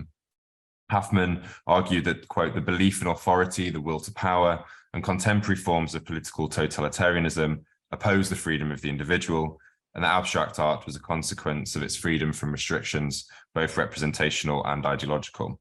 So as such, the Documenta project was right from the beginning intended to signal the cultural awakenings of a European and democratic society, which was underpinned by a certain kind of liberalism. On the opening of Documenta 1 in 1955, Boden made this triangulation of art, geography, and politics explicit. It is worth promoting and important to promote the idea of a common European form of art as part of the European movement. Kassel is the German city that is predestined for an exhibition like this. Kassel is close to the East German border, was largely destroyed, and has been very actively reconstructed. It is an exemplary deed to manifest the idea of Europe in an art exhibition 30 kilometers from the East German border. Boden may have broadly intended this proximity to be a kind of fraternal gesture of rebuilding and friendship, but of course this reads very much like an aesthetic front line. The success of Documenta 1 led to its second incarnation in 1959. This time the historical scope was shortened to include only art since 1945, while expanding its geographical scope to include artworks from the United States. With that said, in reality, the overwhelming majority of the paintings were more recent. So 6% of the works exhibited were from the first 5-year period after 1945, 8% from the second 5-year period, and 84% from the third between 1955 and 1959, of which the vast majority were produced in the year immediately preceding the exhibition. Wolfgang Krieslieb of the Munich-based Die Abendzeitung wrote that well over half, or up to 80% of the exhibition was painted for directly the exhibition itself. And around of the 707 paintings included, around 630 were non-figurative. Knud W. Jensen, writing for Documenta's traveling show at the recently opened Louisiana Museum in Denmark, demonstrated what he called the victory of non-representational art in Europe, which was, as he put it, so absolute that it was now just about using freedom, the disappearance of norms, and the unlimited power of expressionisms. Further, the decision to concentrate on painters over 36 necessarily lent the European representation a more conservative and perhaps less contemporary inflection. Lawrence Alloway said that it might have been different if the age limit had been lowered by about 8 years, and therefore admitted American influence painters, who in his view were the main pace setter for abstract art at this time. The collection was ultimately divided into 3. Painting was shown in the Central Museum, a domineering neoclassical fronted former parliamentary building. An array of miscellaneous graphic arts and works on paper took up the relatively small Bellevue Schloss, and the blasted shell of the Rococo Palace, the Orangerie, which was destroyed during the war and newly opened as an exhibition space, provided the backdrop to sculpture. So you can see here Alexander Calder's Hectopus from 1955, sort of this tension between the modernism and against the ruins. For many who attended, the exhibition heralded the utopian idealism of a new kind of internationalism in art, prefigured by the ambition for European unification and continental rebuilding. Ditching the curatorial blueprint of its Venetian model, which was used in 1955, Hafmann and Bode opted to display artworks not by nationality, but formally. So this change in approach was reflected in the list of artists represented, which was now neutral and alphabetical, with national affiliation only inferred by the place of birth and residence. The Vex scheme of displaying art along the borders of political geography was replaced by an emphatic privileging of shared aesthetic correlations. And yet at this second Documenta, for all its loud efforts to denationalize through the space and dimension of display, fell victim to an ironic logistical oversight. For reasons that most likely are down to the fact that they were unable to assume all the financial charges involved in the organization of an exhibition of this size and importance, Bode and Hafmann entrusted the independent American representation directly to the Museum of Modern Art's International Program. So choice of artworks, quote, was made by the members of the working committee, this is Hafmann, and only in the case of the American section did we, for practical reasons, transfer this to Porter McRae of the Museum of Modern Art. This decision changed the entire complexion of the exhibition. So in exchange for financing costs associated with assembling and preparing the selection of the United States and collating material for the American section of the catalogue, McRae was given an entirely free hand. The executive committee of Documenta 2 set aside for the US some 250 to 300 meters of running wall space, and for a Pollock retrospective up to 60 meters. Pollock had died in a car crash in 1956, And then memorial retrospective had traveled alongside the New American painting that we heard about earlier in 1958. So not for the first time, internationally minded Europeans abandoned the initiative as the international program solidified its campaign to display American art abroad. For MoMA, the poet and curator Frank O'Hara settled on 27 painters, including 16 canvases by Pollock, who remained the artist most likely to attract attention. There would also be 7 sculptors.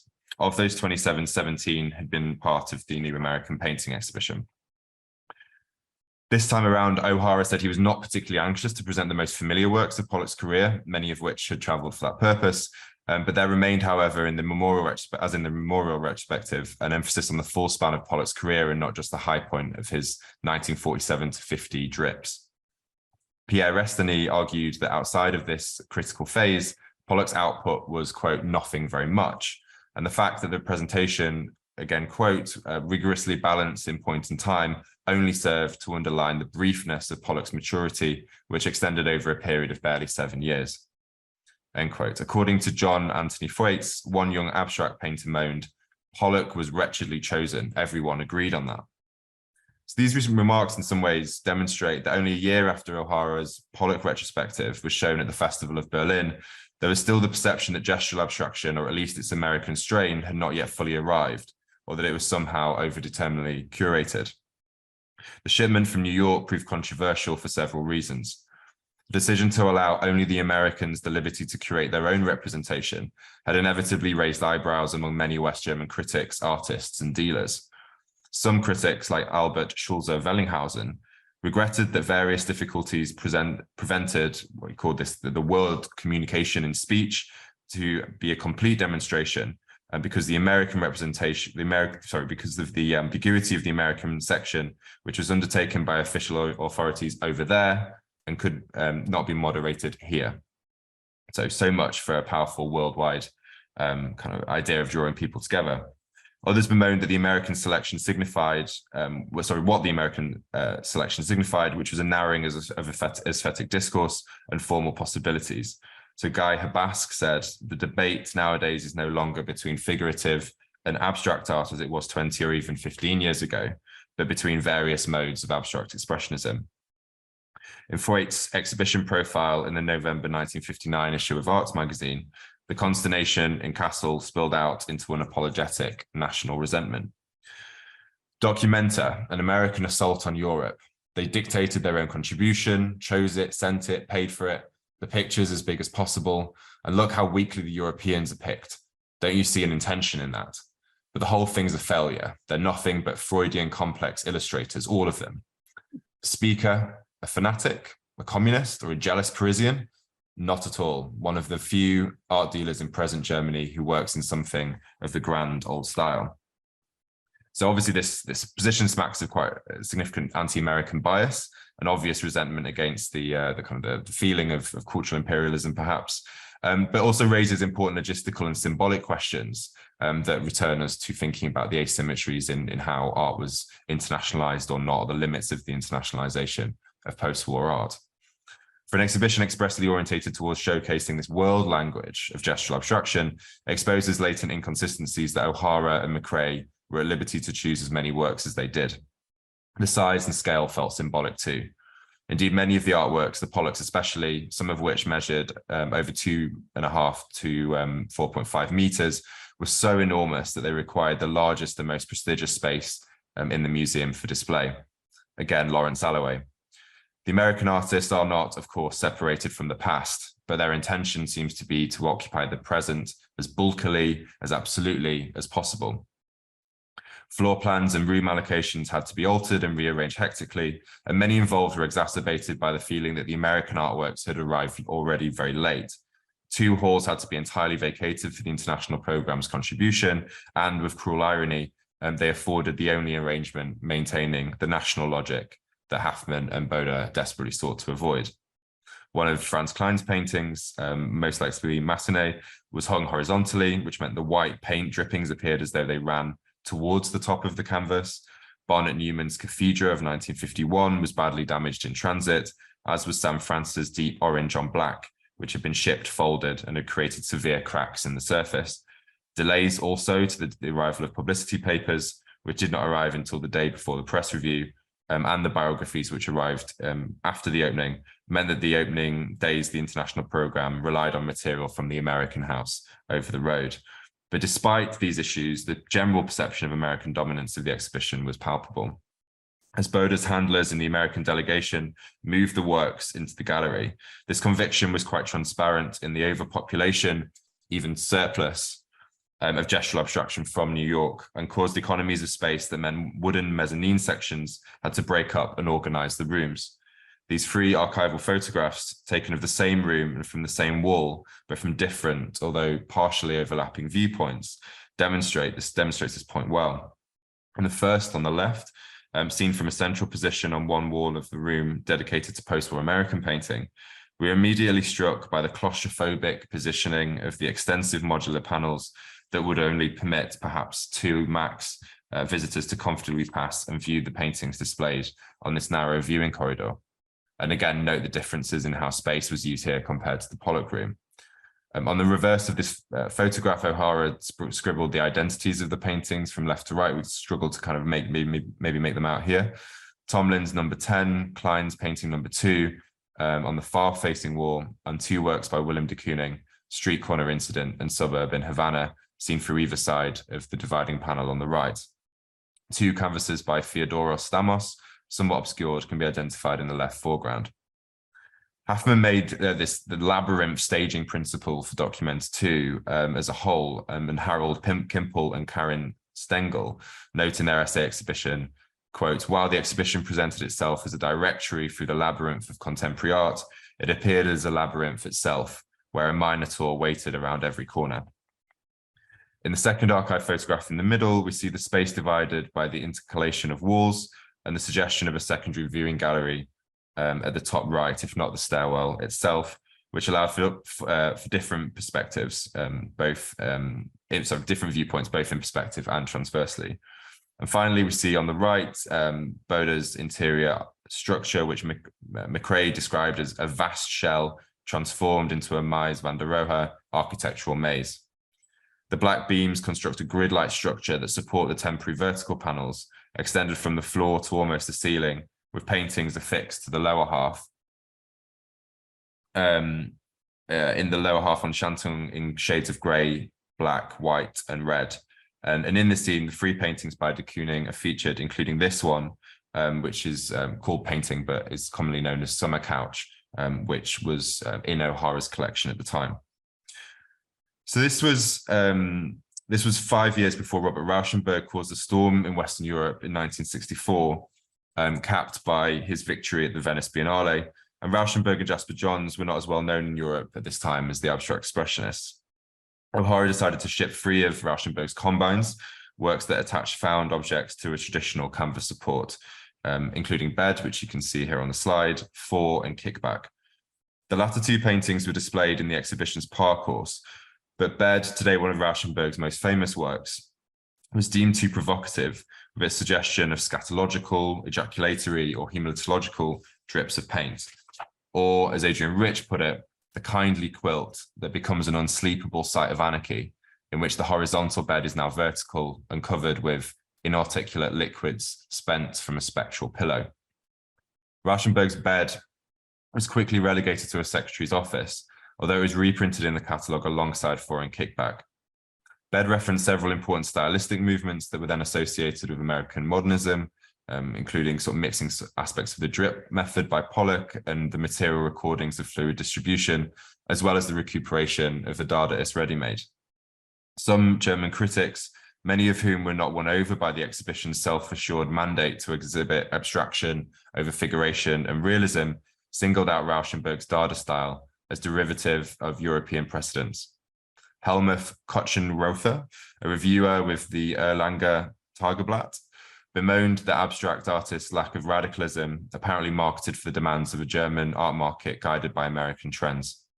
For him, the Dada constructions of Alberto Bury and Rauschenberg had been, quote, sold out, promoted, premiered, and exhibited with deadly seriousness at Documenta, end quote. Many collectors, however, were ahead of the critics and conversant of the movements of the art market in New York, that had repercussions also in West Germany, with Heinz Beck arguing that abstract expressionism did not, quote, represent a radical breakthrough such as the one pop art came to initiate. So perhaps we might look at this and think about at the very moment of abstract expressionism's overbearing success in Europe, that its star had begun to wane. O'Hara wrote his poem For Bob Rauschenberg in May 1959, while he was putting together the finishing touches to the Documenta selection. In this poem, O'Hara moves to Rauschenberg's intimate collagist aesthetic. What can heaven mean? Up, down, or sideways? Who knows what is happening to him? What has happened and is here? A paper rubbed against the heart and still too moist to be framed. With this register of emotional latency taking on a materiality of incomplete exposure, quite vulnerable to a biographical reading perhaps, O'Hara appears to anticipate the curatorial processes that beset the Combine's abandoned exhibition at Documenta 2. The ambiguous line, still too moist to be framed, implies that reproduces an excess of emotion and intimacy that resists the conventions of gallery display. In drawing attention to the emotional vulnerability of the work, O'Hara also highlights Europe's apparent unreadiness for Rauschenberg's art. The spatial organization of bed as up, down, or sideways is given as less interpretively important than the meaning generated by defamiliarizing the contours of our intimate lives in order to feel them differently. The poet privileges experiential honesty, talks about to what has happened in presence, to here, over the more codifiable observations of material form. Bed remains a difficult work to interpret in many ways, not least because its power is inextricable from the simple truth that we are looking at a familiar object, even if it has been transformed from likeness. The narrative that presaged Documenta 2 relied on a certain kind of objective thinking, that there was a determinable universalism to the kinds of artistic production over the period that was born out of non- or anti-objective modes of composition. So in conclusion, Documenta 2 has often been understood as a success story for American art. But as we dig deeper into the responses by local critics and the public, we can see that that story is more complex and is actually more of a European story, interested in how American art can serve the purposes of European figures that we might originally have believed.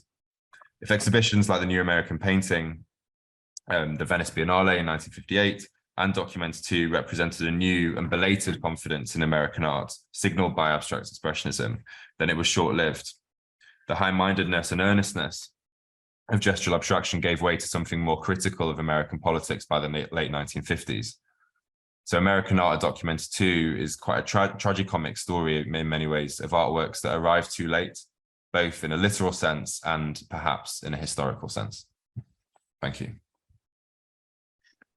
Thank you so much. Let's see, why am I not coming on?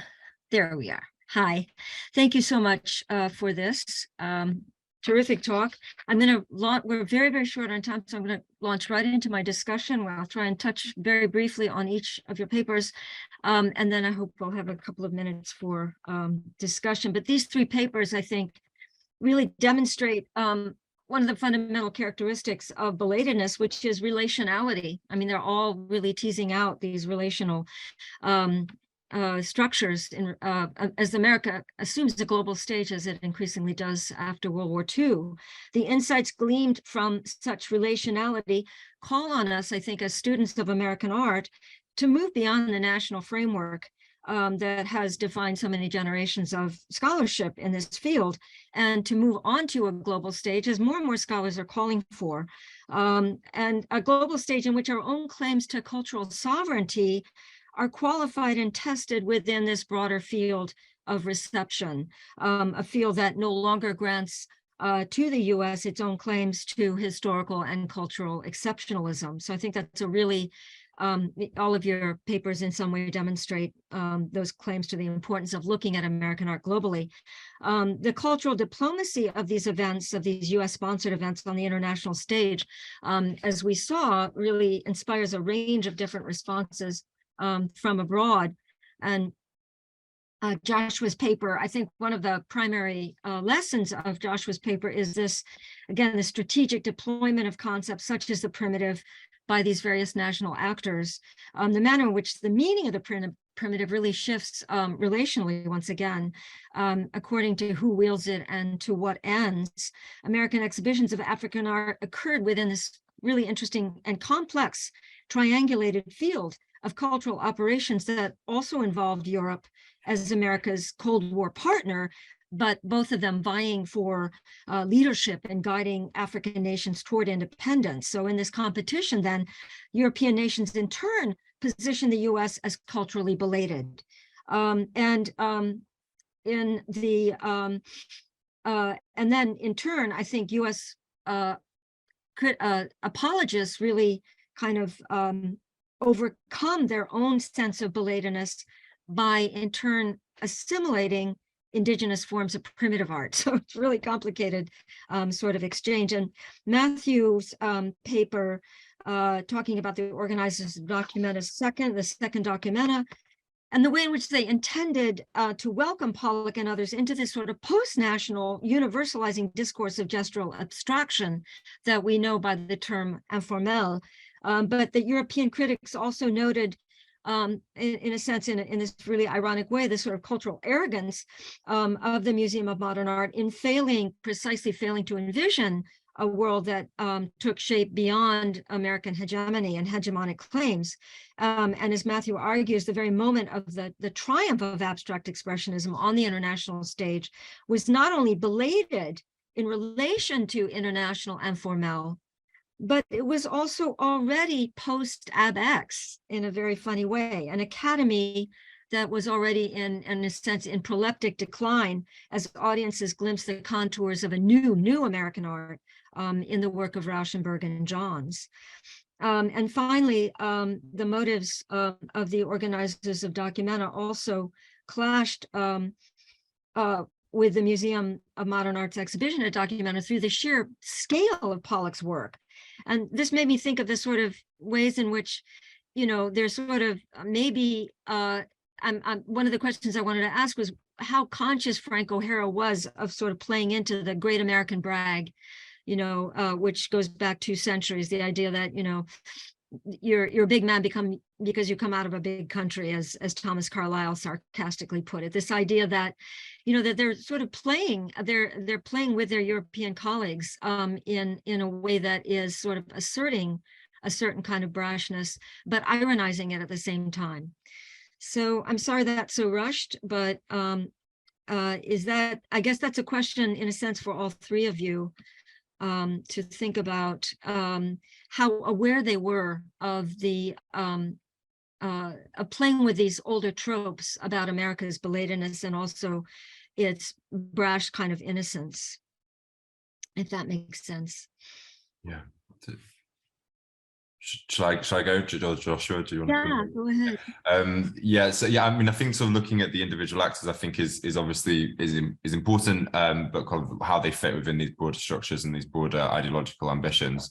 I mean, I think O'Hara is probably quite naive in some ways. He probably isn't really looking at the big picture of wanting to achieve some kind of cultural dominance, and is broadly kind of promoting his mates in these exhibitions and his friends, and writing poems about them. But the language that kind of goes backwards and forwards when he's organizing it with McCrae and with others at MoMA is very much the sense of kind of like, we've won, this is a victory, this is something which we've achieved, we've knocked, McCrae says something like, we knocked the hell out of them or something like that. So there's this feeling in which there is this kind of arrogance, but at the same time, it was really interesting, I felt like, to actually look at how artists, because we don't often do that, right? We don't think about how is this going to be received? How is this going to, what are the critics saying as the artworks are received? So I think it both is that narrative of a brashness, which is intended and received as such, but it's more complicated than that. I think it's not only that narrative of it going as a kind of cultural imperial project in and received in that way. Yeah. It's interesting how they misread the reaction of their European, sponsors. Yeah, exactly. And it's very, self-congratulatory because they need to look up and they need to prove that it was a success to Nelson Rockefeller and to others. So they are quite careful about which critics and which newspapers they cite in their documents afterwards. Yeah, yeah. What about the other two, Mark or Joshua, sort of misperceptions of the reception of these exhibitions abroad, these kind of missteps where the sponsors simply misread, the reactions of their colleagues in Europe?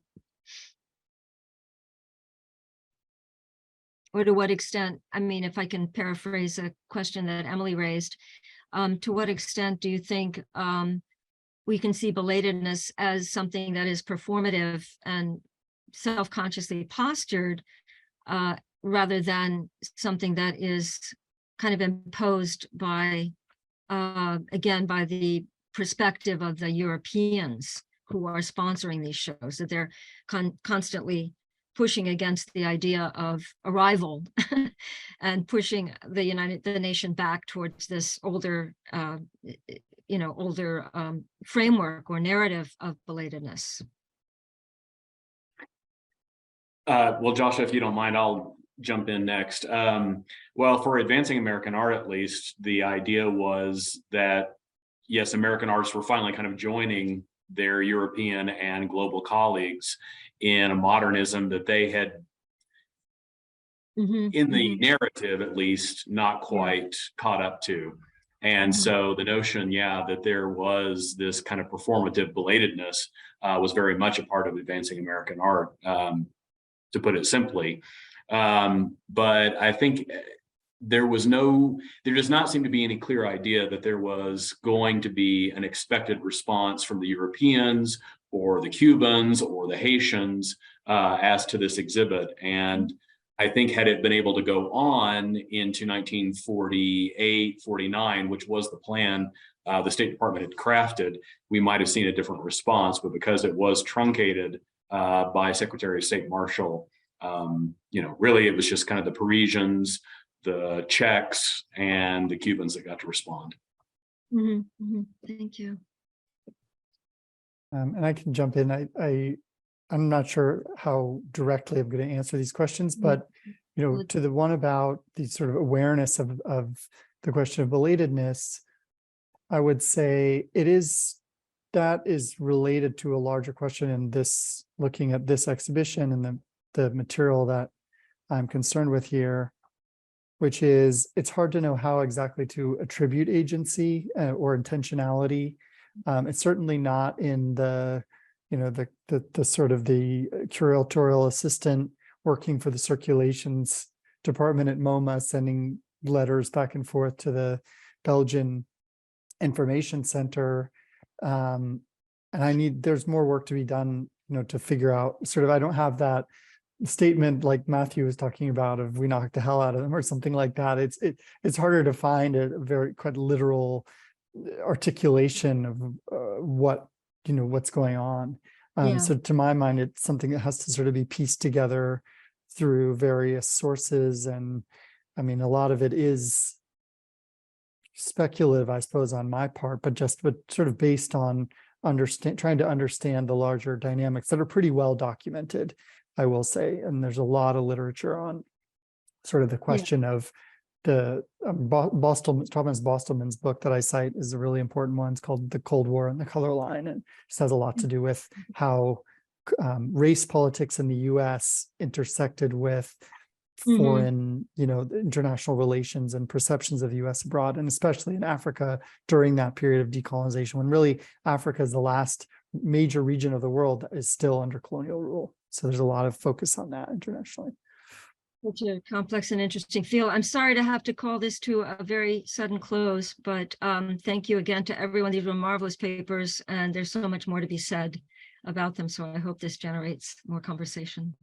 Yes, I hope this is only the beginning. Thanks to the audience and to the rich presentations to all of our speakers and contributors today for this material. I encourage everyone to follow up with authors individually to continue the conversation, and also just to join us at our next Belatedness event as well, which will take place on April 28th at the same time, and will focus on belatedness and impressionisms.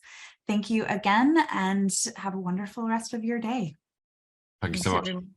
Thank you. Bye.